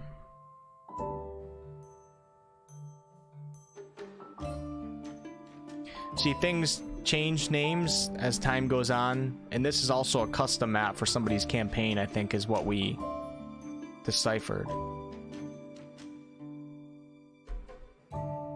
Okay, let's get back to Agma, and let's not go down rabbit holes like that again. Okay, so Agma was the god of bards, the Lord of Knowledge, the greater deity of inspiration, invention, and knowledge. That's really all that we wanted out of that. That's all that we wanted. To the good godly folk of Faerun, in the first instance, in the name of Lord Binder himself, let me bid you thanks. The realm-shaking events that have since become known as the Second Sundering marked a time of great confusion and upheaval. Gods fell and rose again, lost continents reappeared, so they're talking about the planets of Abir and Toril. and the very weave shook as the plains birthed a new and yet mysterious order. Such chaos is often at what the hell is that word? Anathema? All right, hold on. That's a word that I gotta learn here. Anathema. Anathema, something or someone that vehemently dislikes. Anathema. Anathema. Okay, I guess we're getting some English lessons today too. Such chaos is often anathema to Agma's sacred pursuit of truth and knowledge. However, with the help of innumerable, damn, they got some crazy words in these books, first-hand accounts submitted to our agents by good folk across all the continent, the church is satisfied that an image of these strange years has begun to coalesce. As such, we would kindly ask that no further unsolicited material on this matter be sent to our temples.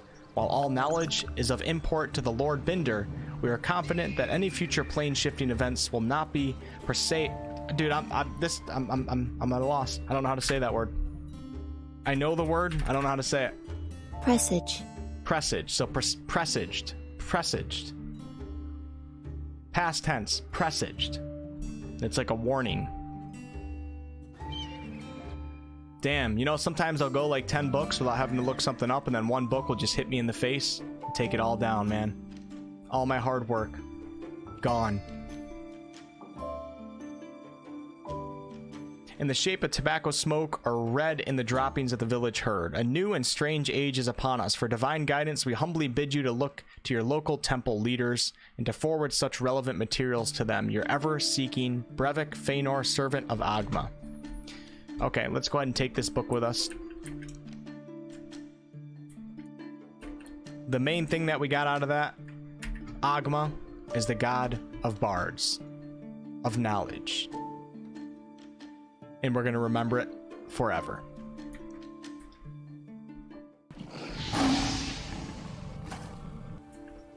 I did a playthrough and then just watched Wolfheart drive himself crazy, making mistakes with the mouse and try to recover. Pure entertainment with a lot of knowledge gained.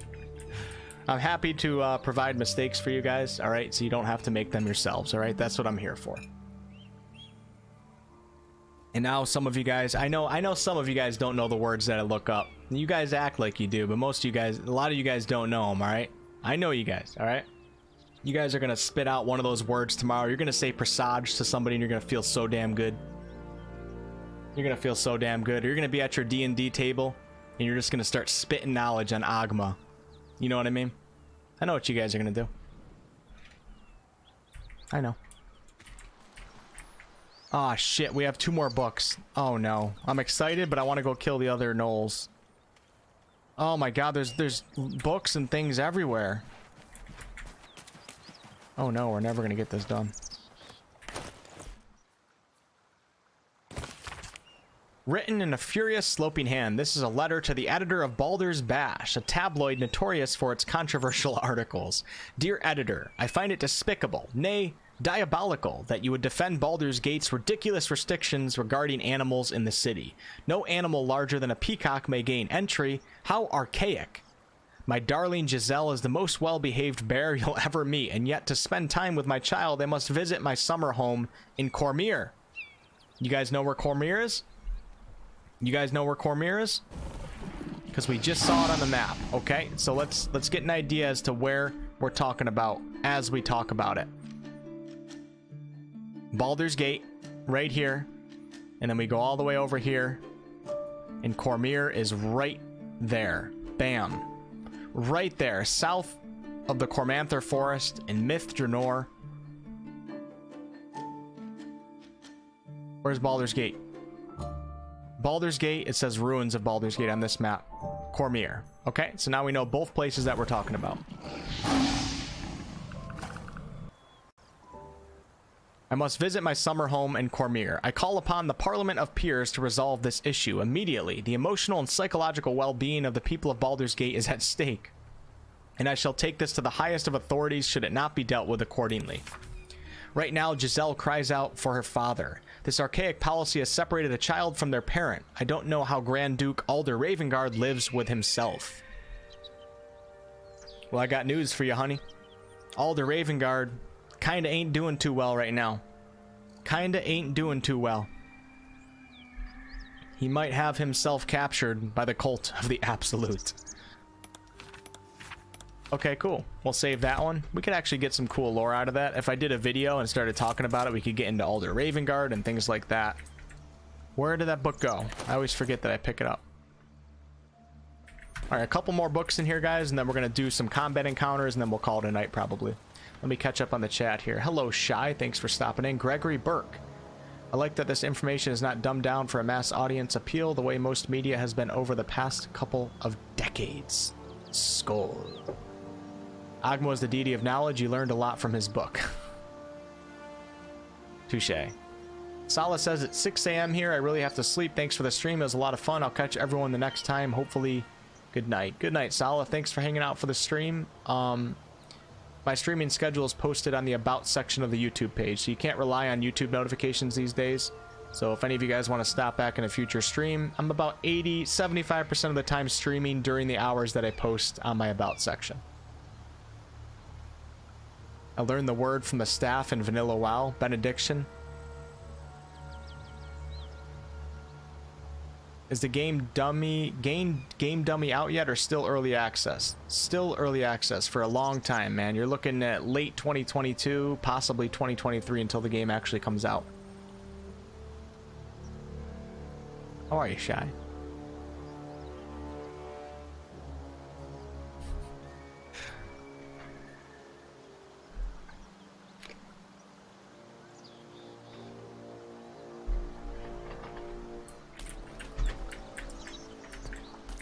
Okay, let's grab our other letter right here.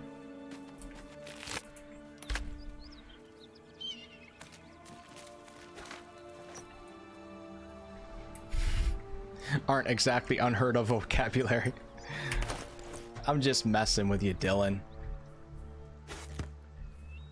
I'm just joking around, all right? There's probably some vocabulary that is well known that I don't know myself, but I'll still look it up on the stream, and then I'm gonna make fun of you guys still, okay? Though the name of the recipient is obscured, the letter appears to continue a debate of some heat. Your analysis is flawed. The hells are not so simple to understand. Boiling down the 9 cosmological layers into evil, but with a few more rules, does generations of scholars discredit. Each layer is its own unique moral and magical ecosystem. What Zariel permits in Avernus may be blasphemy to Mammon in the chained cities of Minaros. The hells bend not only to their whim and will, but to their mere presence. The more souls they acquire, the more that combined influence spreads. Avernus itself is glorious for study. Watch a Yugoloth mercenary debate mid-battle with a how do you say that? Damn, that's a tough one. That's a tongue twister. Rakshasa,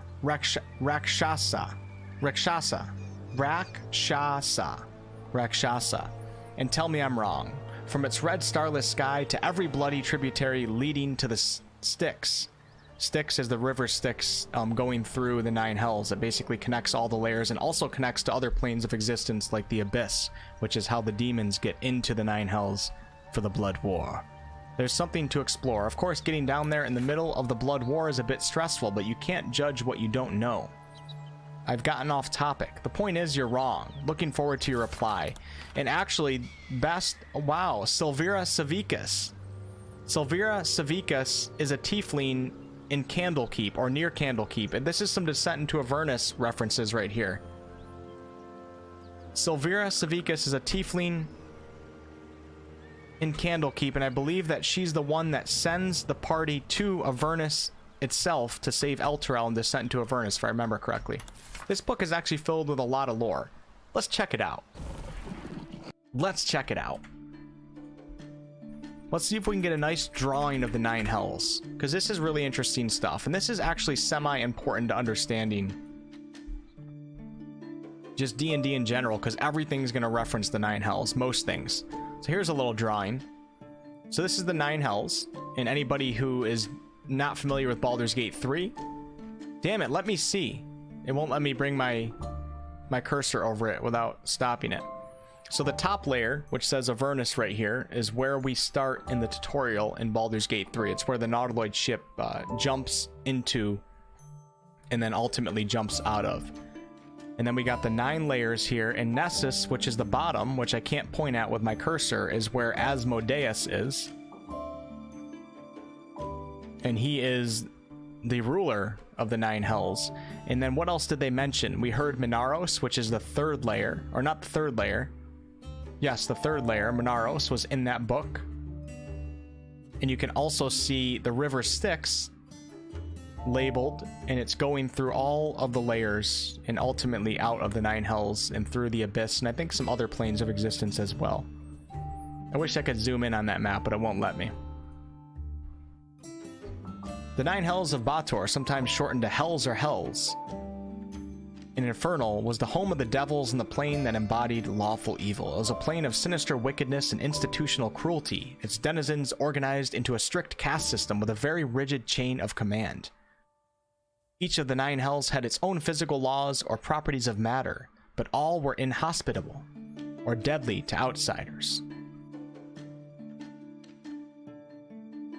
Let me see if there's any 15th century lore that we can see real fast. We'll probably talk about Tiamat, actually. Doesn't look like they're actually separating it into times. It's going over the layers of the 9 hells right here.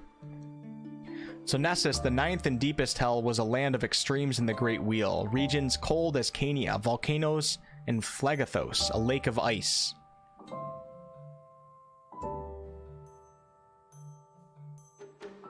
And the mighty fortress of the overlord Asmodeus, or Asmodeus. And then the 8th level is under the controls of Mephistopheles.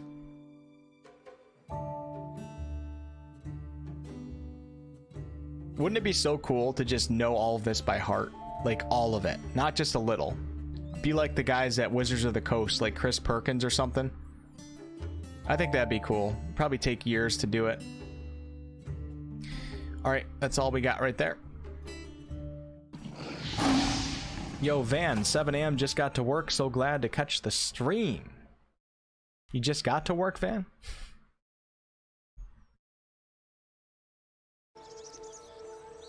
Okay, so let's take that book with us. That book could dive in. That book could be like a 5-minute video alone, just talking about the 9 hells. Actually, it could be a 20-minute video.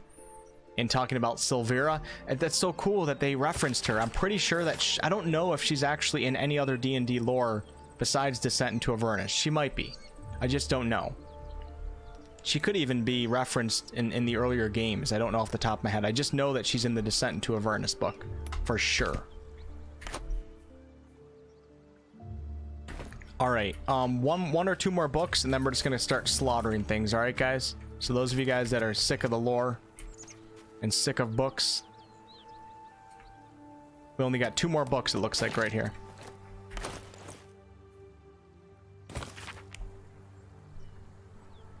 Did I point at the screenshot? I might have. I don't even know. What's up, Darkwing? Thanks for stopping in. Either or, Mund.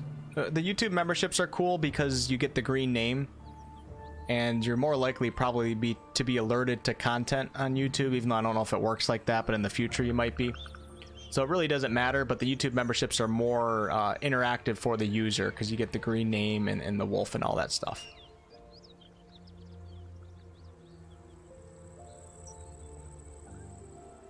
It's also the daughter of Asmodeus called Glesa.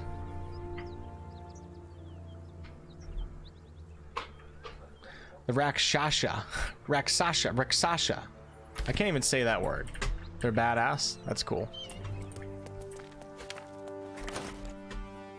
Alright, here we go, guys. Let's go. 2 more letters and let's go slaughter some gnolls. Baldur's Gate, a bastion of commerce and culture, rewarded only with corruption and catastrophe.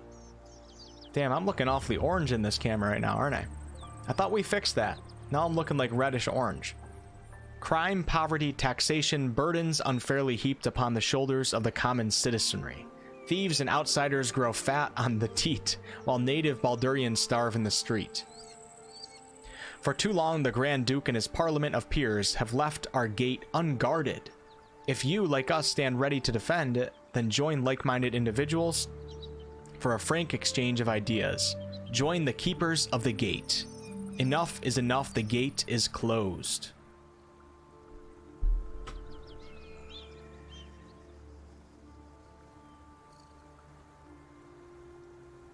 Interesting. So we're gonna run into some political drama and things of that nature when we get to Baldur's Gate. And you guys know the Tiefling refugees at the Druid's Grove, if they're still alive in your playthrough, they'll likely be going to Baldur's Gate either alongside you, or you'll meet them probably in the outer city. And for them to get into the city, it's probably going to be quite the scene. So it's going to be really interesting, even for ourselves maybe. But we are Baldurians, so actually we probably won't have a problem getting in the city. There's going to be a ton of Elturel refugees just in general. Everybody trying to get inside Baldur's Gate because of Elturel being destroyed. It should be pretty interesting. I'm excited. I am most excited about seeing the city of Baldur's Gate. Please don't be destroyed, Larian Studios. Please don't be destroyed. If it's destroyed, at least give us a flashback and let us run around. I just want to drink a beer in the Elf Song Tavern. That's all I want. Okay, a circular... Oh, this is a duplicate book, guys, so I don't have to read it. So congratulations. For those of you that don't like these books, we don't have to read it, but I am going to send it to camp, and let's go kill some gnolls. Let me just check down here. Might be another book, too. And we can even fight the spectator tonight if you guys want to. Vacant as an orc skull. Vacant as an orc skull. Astarion's pretty funny. Astarion is pretty funny. Look at this little stuffed bear down here. I forget how you get down here. I think it's near the bridge, maybe? Because I know you can go all the way under here. I think you can climb actually right there. I wonder what happens if I just click down here. Where are they going to go? They're going to go all the way around? Oh no, look at this. We have a climbing vine right here. Alright, well while we're here, before we kill the gnolls, let me quickly just search this and see if there's any, like, books lying around or anything of that nature around here. Oh my god, did Gal just jump? Oh my god! These guys are crazy. Sounds good, man. Do books still have value other than to sell? I mean, some books pertain to side quests in early access, so yes. And a lot of books are unfinished because it's early access. And for just the people that love the lore of the game, you'll probably, when the game actually comes out and we have the complete versions of the books and more of them are scattered, there'll probably be a lot of hints as to the underlying plot as you're playing and things of that nature. And you bet your ass that we're going to be looking at it all. Oh, look, you can actually get here from... Oh, there's our girl right there, Karlach. Any of you guys not seen Karlach before? Any of you guys not met Karlach? Because she is going to be a companion in Baldur's Gate 3 at some point.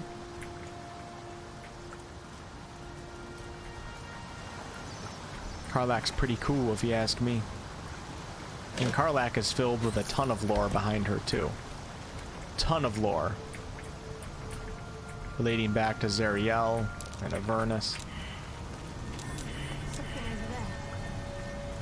I love, like, passive perception checks and stuff. They make things so much fun.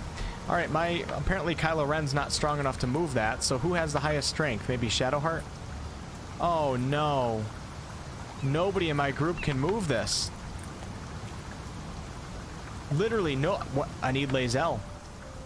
Guys, where's Lae'zel when you need her? Do I not have a strength ring or something? Or was that in Celasta? I think I got a strength ring in Celasta. Wait. Remember that stool that we sat on? Maybe I have giant strength potion. Hold on, let's take a look.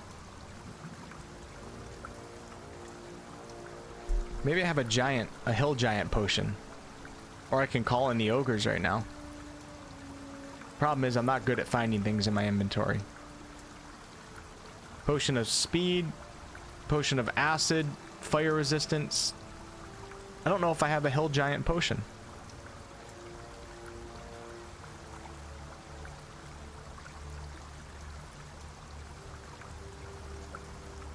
If I do, I don't see it right now. Our cleric has 14. Astarion has 8 strength. He's a little weakling. Yeah, my party is not too strong right now. My group needs to hit the gym, says Kenny. I think the teddy bear was always there, Shy. I remember seeing it before. Maybe since patch 4 though. I'm not entirely. Maybe it wasn't there before patch 4. Patch 4 was back in February though. Jordan, the PH is silent, has hella good lore videos. Yeah, you know, I've watched a ton of his videos. There's another D&D. Rex also does a ton of lore videos. And who else? There's another guy. There's another guy who does funny lore videos. But yeah, I like all of those channels. Glaisa rules the 6th layer in the 9 hells, says Kratopsy, Asmodeus' daughter. I like it. Alright, I'll tell you what we're gonna do, guys. I'll tell you what we're gonna do. I'm gonna go back to camp. I need a rest anyways. We're gonna pull Lae'zel into our group and move that damn flat rock, okay? How about that? How about that? So let's go to camp. And let's go talk to... Shadow. Something the matter? We should journey separately for now. If you're sure. I'm sure. Fine. I'll be here whenever you rediscover your taste in company. Yes, ma'am. Trust me. Whoa, what was that? Whatever that thing that just popped up on our screen, I didn't get a chance to read it. Chatter already? Tusky. It is done. All right, let's go back into the world. We don't even have to level her up. Doesn't even matter. Uh-oh. You're always a pleasure to watch. Every day. Auntie Ethel sells them for a decent price. Okay, okay. Every night you grow. I don't support her business, though, Replicator. You deserve I don't support even Auntie more. Ethel, okay? My halfling Her girl, man. fingers flex against her thigh. Oh, coiled guys. with tension. I should have warned you guys ahead of time. Some of you guys are too young to be watching this. Help me. The parasite is eating me alive. I knew you were the right choice. Dude, yeah, halflings have, like, Let me really show big you what's heads, to don't come. they? If they just shrunk their head down a little bit, it would look a little bit more normal.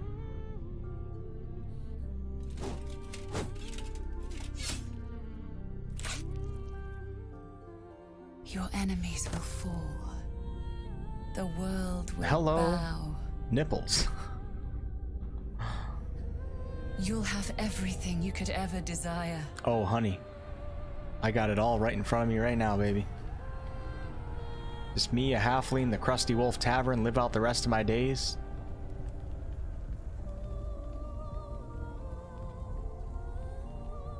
Pop out a couple halflings. Just let me in. That's what I'm asking you. All right.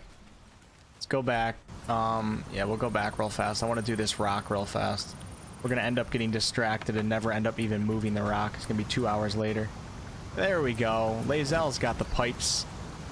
All of that for a bloodstone. I don't even know what you'd use it for. Maybe sell it? Anyone can squeeze blood from a stone if the edges are sharp enough. That's pretty cool, I guess. Back to the camp. Lae'zel, get the hell out of my party. Speak. Shook. You believe, as you say. Oh no! Shadowheart's dialogue actually went away. Shit. When was my last save? Oh my god, I saved so long ago. Oh shit, man. Okay. Alright, that confirms that we're gonna focus on Gal and Astarion. Alright, some Her exclamation point went away, man. I kinda needed that. That's alright. Put your inventory tab on consumables. Well, I sorted it by type, so I didn't see any, but I guess that's probably a better way of doing it. Michael, Wolf caught your videos today, then came across your Foo Fighters cover. Really good. You're talented. Hey, thanks a lot, Michael. Appreciate that. Thank you. No longer talented in that field, though. It's been a couple of years. I don't know if I know how to do that stuff anymore. But thank you.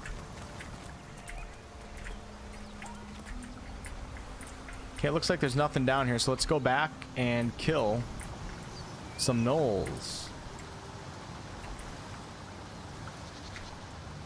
You guys want me to pick up the teddy bear? Because I will.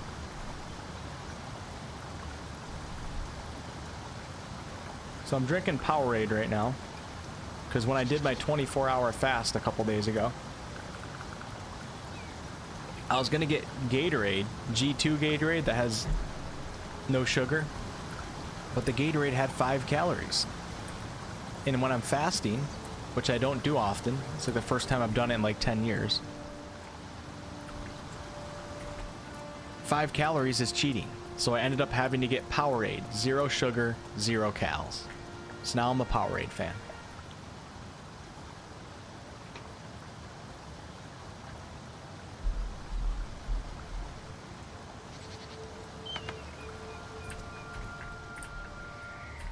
Alright, we're gonna skip Karlak, guys, but any of you guys that haven't met her, right here where this blood is, she's not coming in right now, is going to be a future companion for Baldur's Gate 3. We're like 95% sure.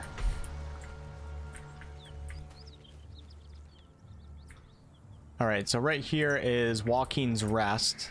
So I actually want to... Where do I want to go right now? Let me think for a second. I think I want to go...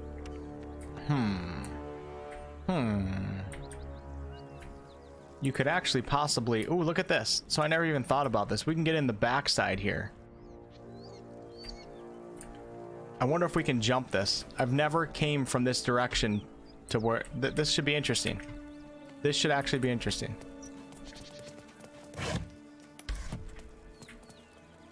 If we can get over this.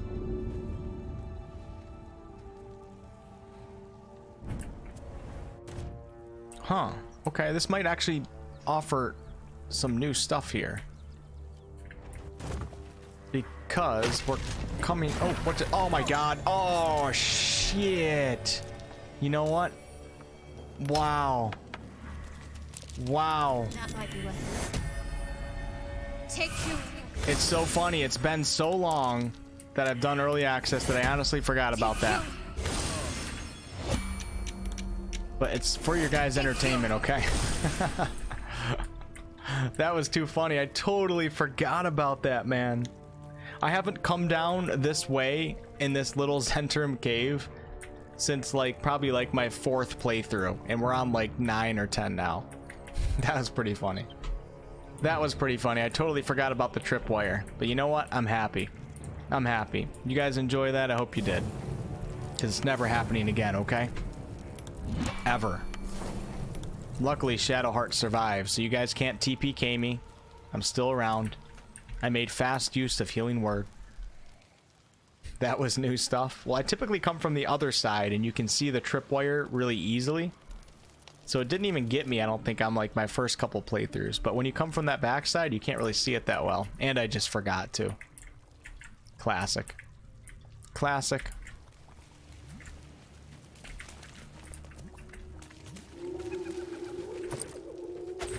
Yeah, so this is actually pretty interesting. So, looks like the map's not coming in here.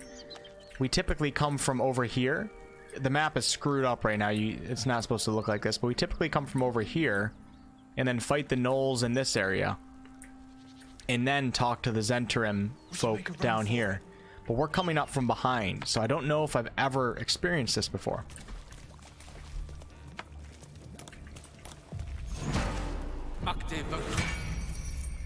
I don't know if I've ever experienced this before.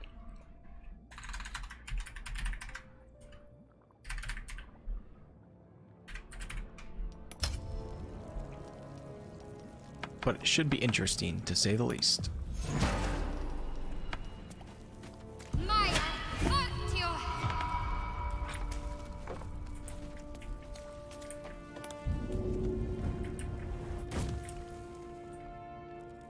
So I think I just want to walk right up to him. I don't even want to stealth. I could stealth a Starion around, give him a good position just in case something happens. But this is actually pretty cool. I'm excited right now.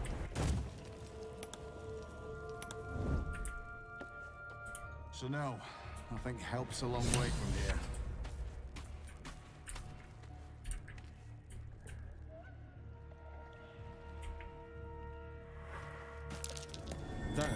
worth a look.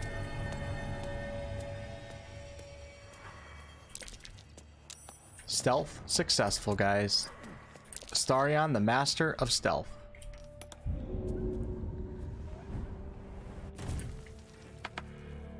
Well, while you're up here, man, we might as well look and see if there's any books.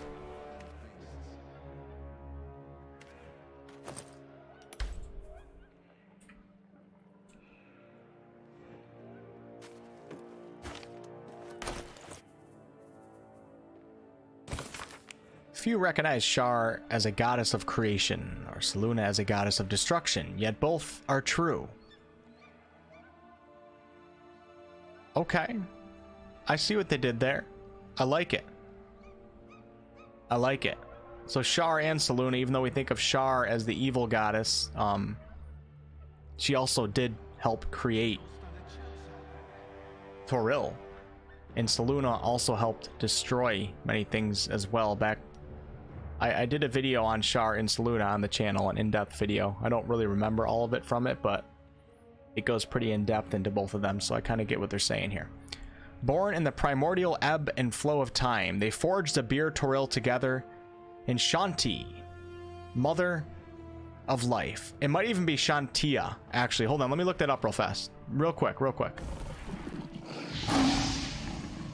me look that up real quick, because I want to get that pronunciation right. I know I said it wrong in a video. Shantia. It is Shantia. Okay. Knew it. I knew it. I was wrong. So this book actually might be some of the most interesting lore in the game, in my opinion. Born in the primordial ebb and flow of time, they forged Abir Toril together. So Shar and Selûne created the planet of Abir Toril, which is now separated into two separate planets. And Shantia, mother of life, sprung into existence. So when they created these planets, or planet at the time, Shantia was born, and she's the god of life, and she basically made a bunch of the life exist on Toril. Might even be responsible for the existence of humans and stuff. Light and dark hung in perfect balance, embraced by Shar, enlightened by Selûne.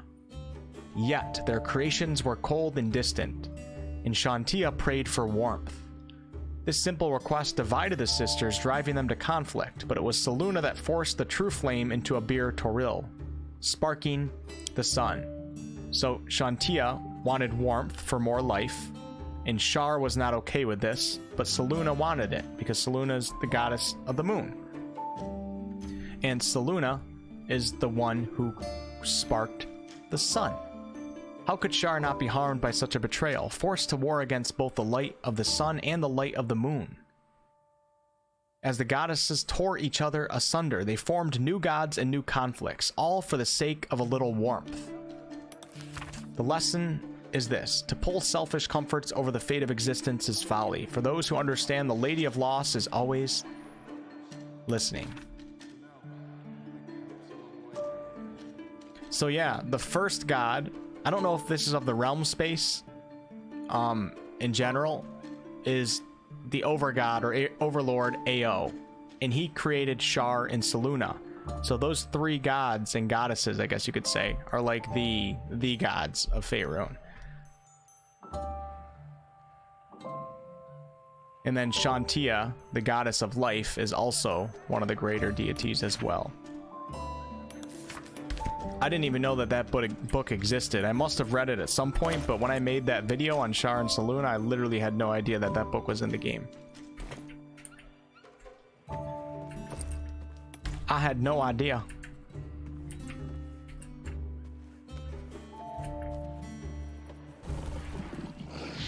Yo, what's up, Mitch? The author says I'm on my 10th playthrough of Baldur's Gate 3. Nice. You saw what happened to the others. Until 23 playthrough, when you fall again like a class. Starion is so pal, he's stealthy like a ghost. I know, but we don't stand a chance out there. Traps. How considerate. It's not gonna let me disarm it. There we go. You guys remember when this wasn't, so this was added with patch 4, which I thought was pretty cool. So before we weren't able to disarm traps. We could destroy them, but we couldn't disarm them.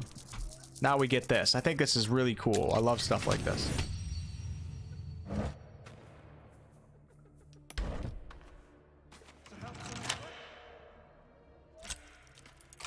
Damn, Astarion is a beast in this playthrough. He's just doing everything. Whoever found the wagon is stupid enough to fight a pack of gnomes. Vacant as an orc skull. I already heard that joke, Astarion. Okay, it's starting to get old. I can probably stand up here. I don't think these guys are anywhere near us.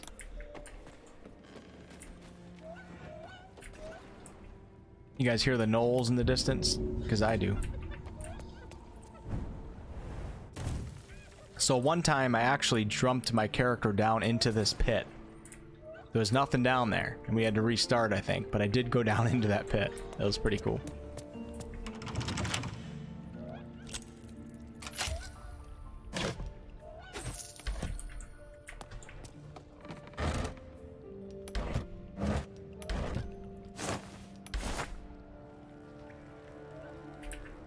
Okay, let's talk to the Zentrum guys and see if this is a new encounter. Damn, that's a risky jump right there.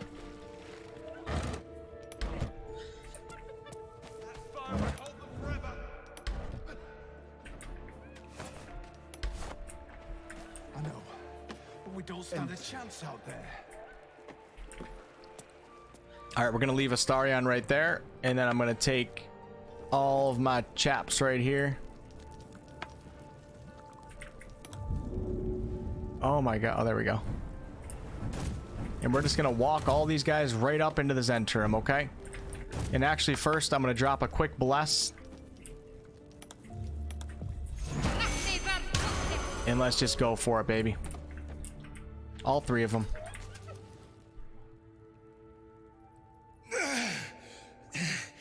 Who the hell's... Get over here and help! How many books have I found? I don't know, Mitch. We have to count them. Don't deal with them gnolls. Maybe 25 or 25 to 30. Oh my gosh, guys, this, look at this. So we approached these guys from the back side of the cave for maybe my first time in all my playthroughs, and it looks like we can actually take them out the back and not even engage the gnolls. Persuasion. One of us is getting out of here richer. I don't fight for free.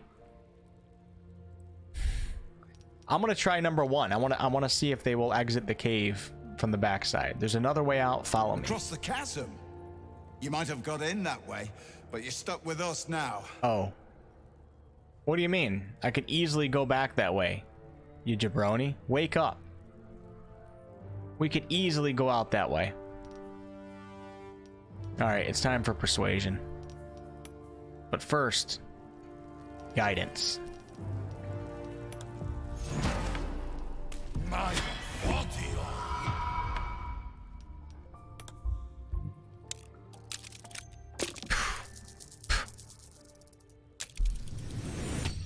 Yeah, I am gonna try mods, Kenny. Absolutely.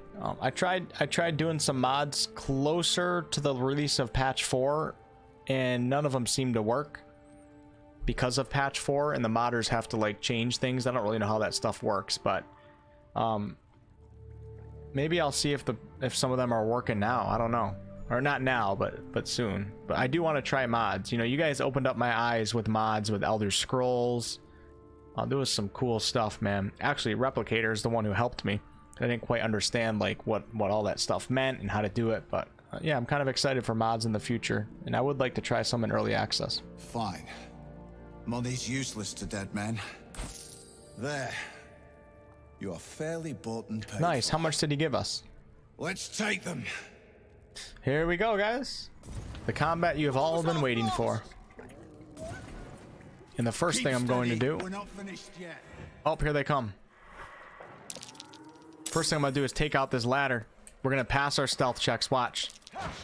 Yeah, baby. Good stuff, Astarion. Nobody coming up there with you, babe.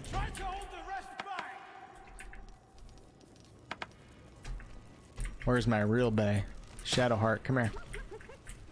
I should probably put her on the high ground. Oh, these guys are just... Okay, you guys want to kill them all? I'm okay with that. Damn, they're all fighting right now.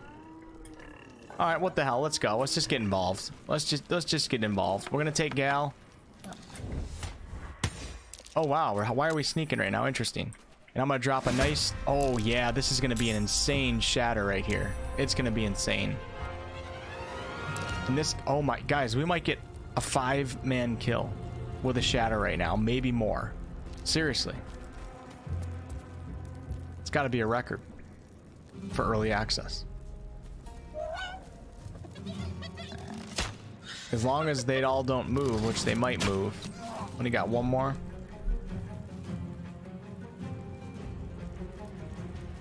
Astarion creeps around like a creepy guy sliding into a girl's DMs.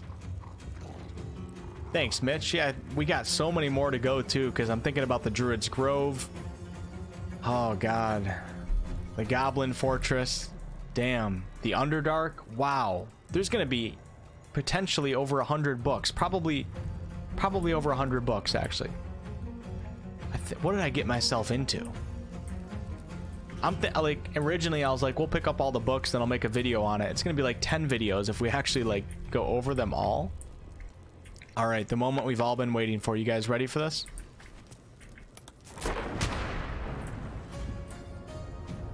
Oh my god. 1, 2, 3, 4, 5, 6. 6 gnolls. All within the radius, the blast radius of this shatter AoE wizard spell.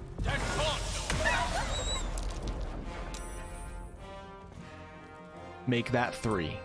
That was pretty good. Damn, that's a good spell. Imagine Fireball now. Imagine Fireball. It's alibi.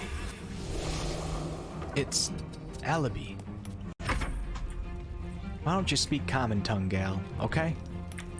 You're starting to piss me off.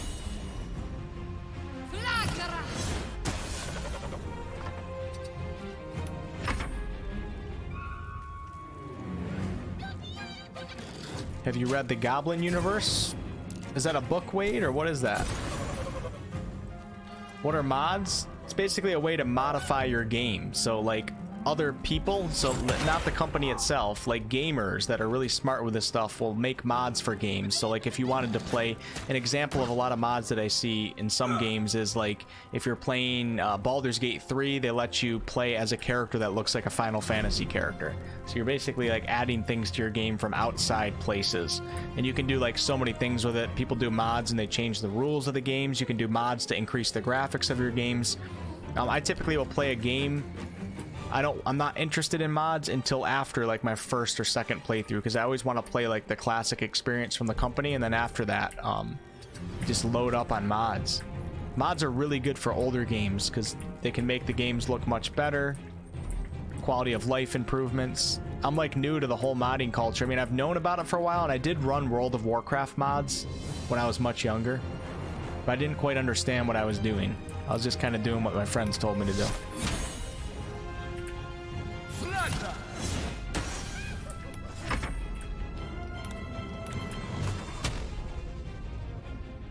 Oh shit, they're not gonna hit. Hold on. Cancel. No, cancel, gal. There you go.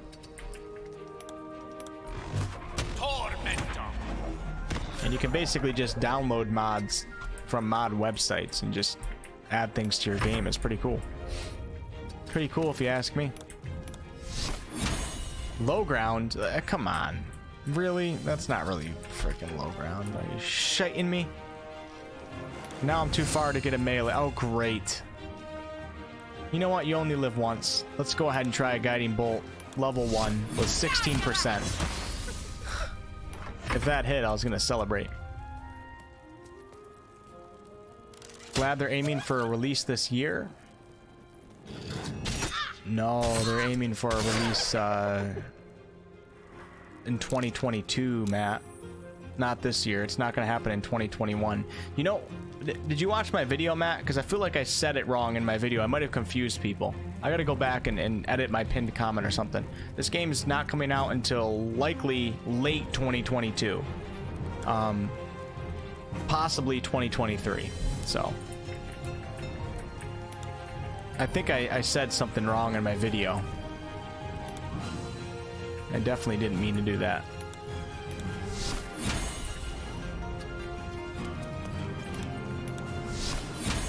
Damn, 40%. Guy's a beast. Skyrim lives up to date because of that? Yeah, yep. The Skyrim mods are pretty incredible.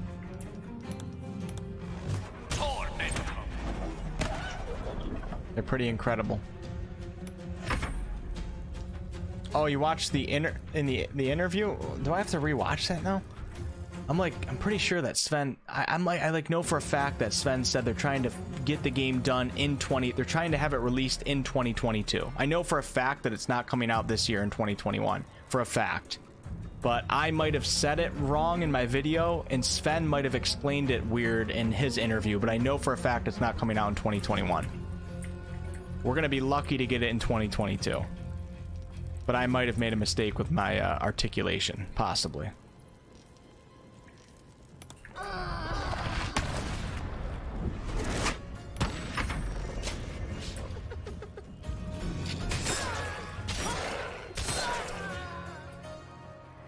Guy's brutal, man, with his multi-attack.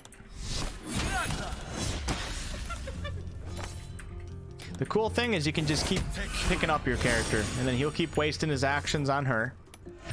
And we just keep on pelting him. It looks like we're not even getting an opportunity to talk to him like you typically do in this fight. So any of you guys that haven't done this fight, if you approach from a different angle, you can actually get Flinned to fight for you. It's pretty cool. It's pretty cool.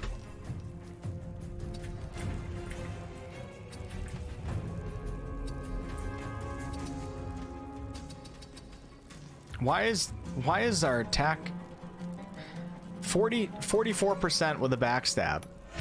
Why is my attack roll so low? Oh my god. Nice shot, brother.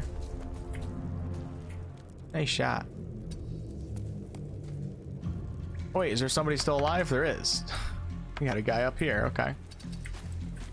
Well, in your case, I'm gonna have you come down and join us. How about that, brother? You ready? Get your ass down here. Take you.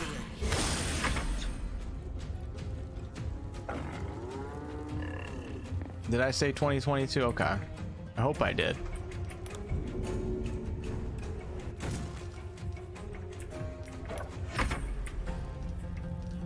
Something always escapes me when I do a video. There's always going to be something minorly wrong, so I always expect it. I mean, I check my videos, and I for unscripted videos, I usually typically lay out like a timeline too, so I know what I'm talking about. I can stay on track. But I usually check my videos, but even after I check, I still will make some mistakes because I'm not going to edit it like it's an essay to graduate college or something like that. Oh, shit. Oops. Because it's just a YouTube video, but that's something that I'm working on. Now, I will edit my YouTube videos in terms of like double checking grammar and stuff, and if it's like a really serious video, like Descent into Avernus narration, like things like that are actual like things that I'm proud of, but like news videos and stuff, I might pronounce things wrong, and once in a while mess things up. Just part of being human. All right, I'm gonna have you guys jump down. No, everybody jump down, not up, down. Watch Astarion. Poor guy. Hey, Vargan, good morning. Is Astarion still hiding? I read the comment too late. I wasn't sure, Shy. He's not anymore. Larian should take their time on this game. I want to see this game be awesome. Yeah, you know, me too. Who would want the game to come out in 2021 if it wasn't going to be good and finished? Like, nobody, right? I mean, a lot of us are, you know, we get antsy because we want to play it. But the game needs to be finished. And you know, they already sold well over 1 million copies of early access, so they got a shit ton of money from that. And you know, a lot of other companies would rush their game after that. After they sold as much as they did, after they sold their game as much as they did with early access, there's so many companies that would just rush it after that and take the money and run. And Larian's telling us there might be another 2 years of development. Oops, wrong character. Nice, you got it. You guys want me to fight the spectator? I can. Alright, let me quickly check the rest of this room. Let's make sure there's no books lying around. I think I already searched these, but... The Shattered Flail, 1d6 plus 2, pretty damn good. But Yinogu's Gift, dealing damage with this weapon heals the wielder for 1d6 hit points and instills them with an insatiable hunger that they can go mad if they do not deal damage each turn. That's pretty cool. I like Larian's homebrew rules with some of these weapons and these weapon types and the little magical added effects, and also each weapon has like its own ability. Like this flail has the smash attack. I like that stuff. It's cool.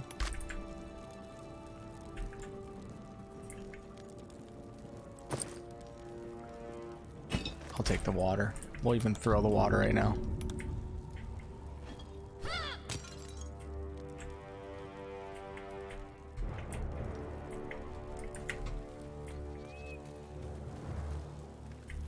Oh, Rugen died. Aw. Sorry about that, Rugen. Alright, let's talk to Ali real fast. Thanks, Wombo. I appreciate that. Close till today. Happy waiting until 2023 though, if it's not buggy. Yeah, me too, man. I'd rather die penniless and peaceful than be torn to bits chasing riches. Okay, so we don't really get the full dialogue with these guys after this because our buddy died right here, Rugen. And he's the one that kind of lets you know that they're part of the Zhentarim. The Zhentarim faction. Which is where I planned on going tonight, but I probably won't stream that much longer tonight. Did I search all this with Astarion? I did. Wait, did I? Oh no, hold on, I didn't go up here. Let me go up here real fast.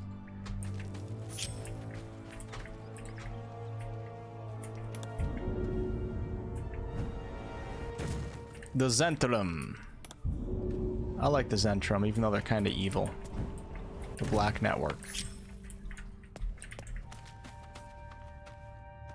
I like the Zhentarim being around, let's put it that way.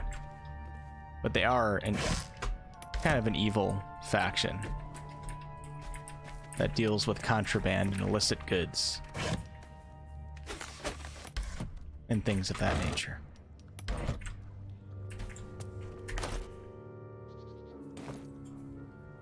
Heavy crossbow, it's actually a good weapon to have. Maybe I'll give it to one of my clerics.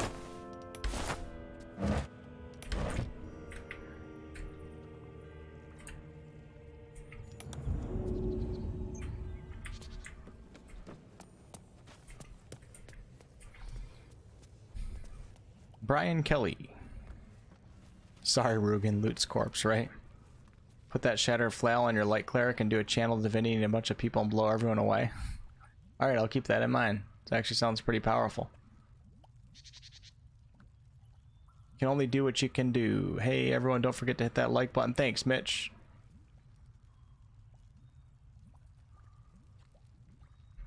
Just finished my Celasta run this morning. Oh, did you watch the previous streams, Michael? Or are you talking about your Celasta run?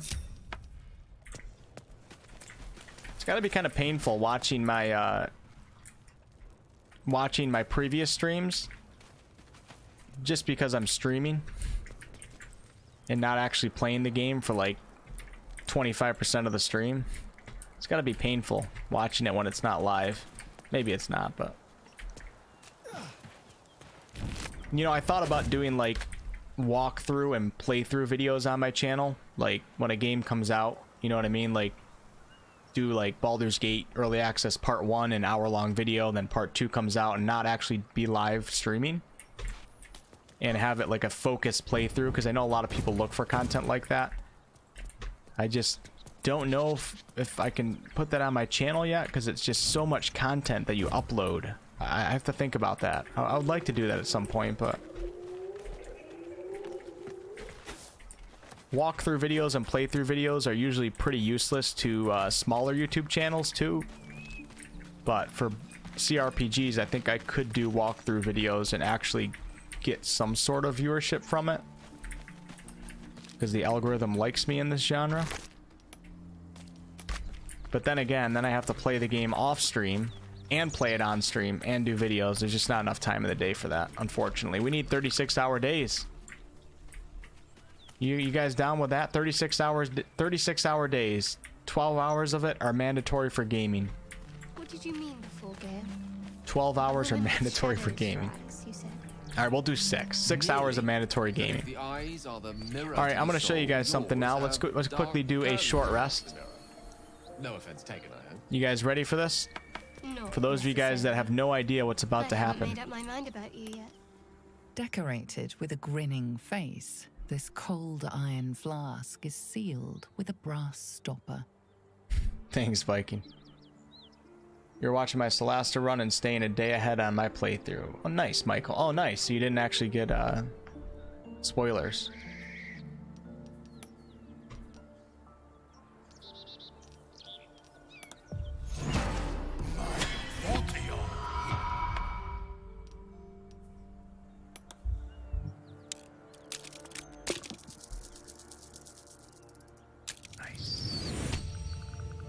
You have a lot of 36-hour plus days.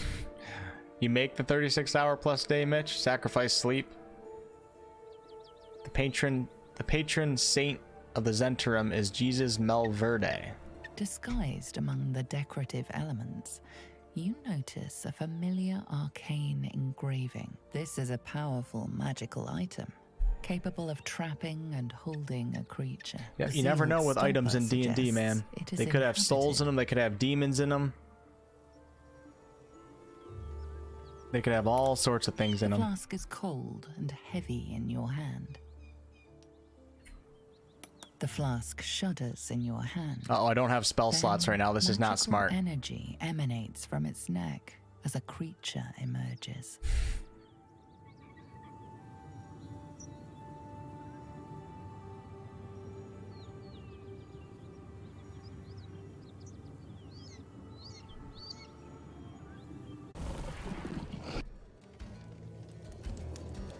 Skull. Well, I didn't expect it to look like that, but cool. What do you think of the end of Celasta? I liked it.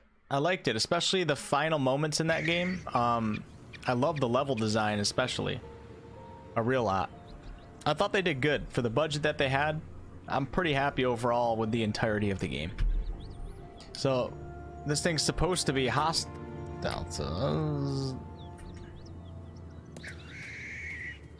Has that ever happened to one of you guys? Where you didn't actually have to fight it? I think we glitched the game, man. How come on this playthrough is when I discover all of these glitches and things? In all my other playthroughs, we had very, very little. Even when the game first came out. Maybe the area was too small to start combat? Yeah, possibly. Something must have set this guy off, man, but I like it. I feel like he's just like a watcher of the realm right now.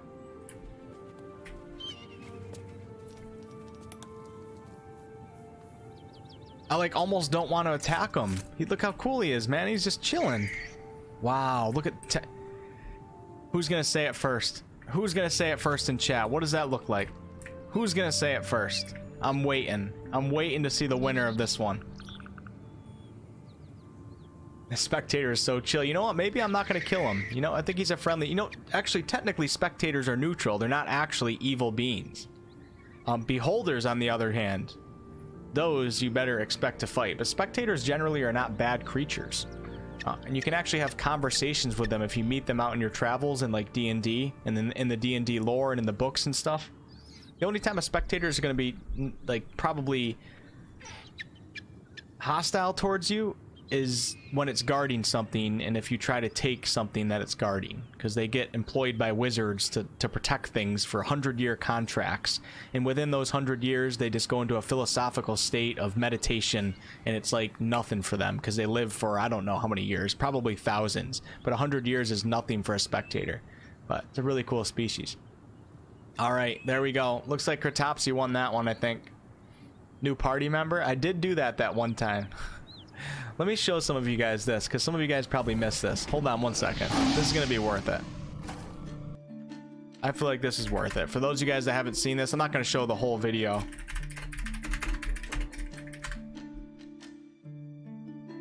So before Larian Studios updated with patch 4, I believe it was, you could use Glut in the Underdark to animate spores and animate a bunch of corpses. Now you can only do one corpse at a time. It's much more limited, but this is what I was able to do. This is nuts. Look at this. This was my party in the Underdark. It was so cool, man. It was so much fun to try this. It was actually pretty tough getting this done, but we did. So we went around the Underdark and recruited all the big bad boys, including the Boulette, which is badass. And then you can just wipe out the rest of the Underdark.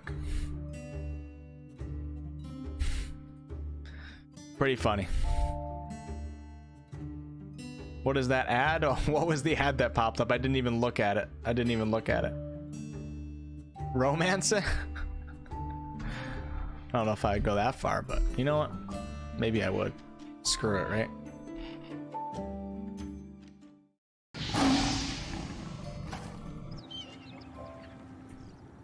I'm gonna save this right here and we're gonna call it friendly.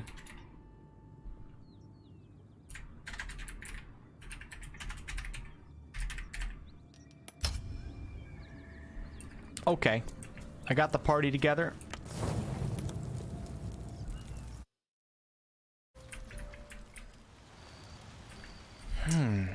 Okay, guys, well, it's almost 1 a.m. right now.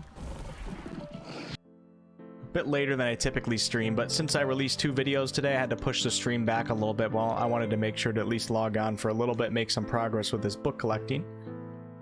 The plan as of tomorrow is to do a stream in the middle of the day. Probably cut it down to only a couple hours, maybe 3 hours, instead of the 4 to 6 that we typically do.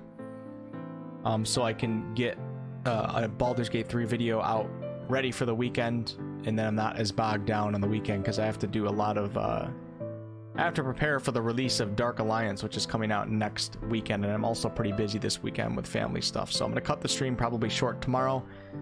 I'm guessing that I'll be on around 11 or 12 is what I'm thinking. 11 a.m. Eastern or 12 p.m. to continue this playthrough. And like I said, we'll stream for 2 or 3 hours probably, which is a little bit shorter than normal. So yeah, I probably won't be on at 10 and maybe not 11 because I do... If I can record videos in the morning before the stream, then my videos are typically better because my voice gets worn out, so... I don't know. I'll be on anywhere from 11 a.m. to 12 to 12:30, something like that. I don't know, man. I don't know what the hell's going on anymore. Replicator, thanks so much for the donations. Chef, thank you. Jeremy Martinez. Frody, I know you're not here, but thanks again for your donation yesterday that I forgot to call out, believe it or not. Mad Max, thank you. Welcome anybody who's new around here. Thank you guys so much for hanging out. Much more to come in the future. Feel free to join the Discord. The link is below in the description. John, what's up? Yeah, the Light Cleric's so good, man. I can't believe I waited this long to play the Light Cleric. I just saw your name, John. Yeah, guys, feel free to join the Discord. The link is below in the description. You gotta wait 10 minutes after you click the wolf icon and accept the rules, and then you're welcomed into the community with open arms for great D&D, Baldur's Gate 3, RPG, MMO, even FPS discussions. You guys can meet Shy Violet in the FPS section, dropping those Apex Legends stats. See ya, Lily. See ya, Kratopsy. See ya, Vargan. See ya, Michael. See ya, the author. See ya, Mitch. Guys, thank you so much for the support. I appreciate it. Have a fantastic night. Hopefully everybody gets a great night's sleep. Some of you guys are actually not sleeping for a long time, though, because it's a different time zone. Sounds good. Yeah, and if I don't catch any of you guys tomorrow, the weekends, I might not stream. It's Father's Day, and like I said, I have a lot of stuff I have to get ready for next week, so I might just be offline this weekend, but hopefully I can drop a Baldur's Gate 3 video Saturday morning or Sunday morning. But if I don't catch you guys on tomorrow's stream, then I'll definitely be live Monday for the typical stream, you know, 10 a.m. to 4 p.m. Eastern or whatever it is. So thank you guys. That's all I got. Thanks for stopping in, John, and have a great night, John. Goodbye. See ya, Darkwing.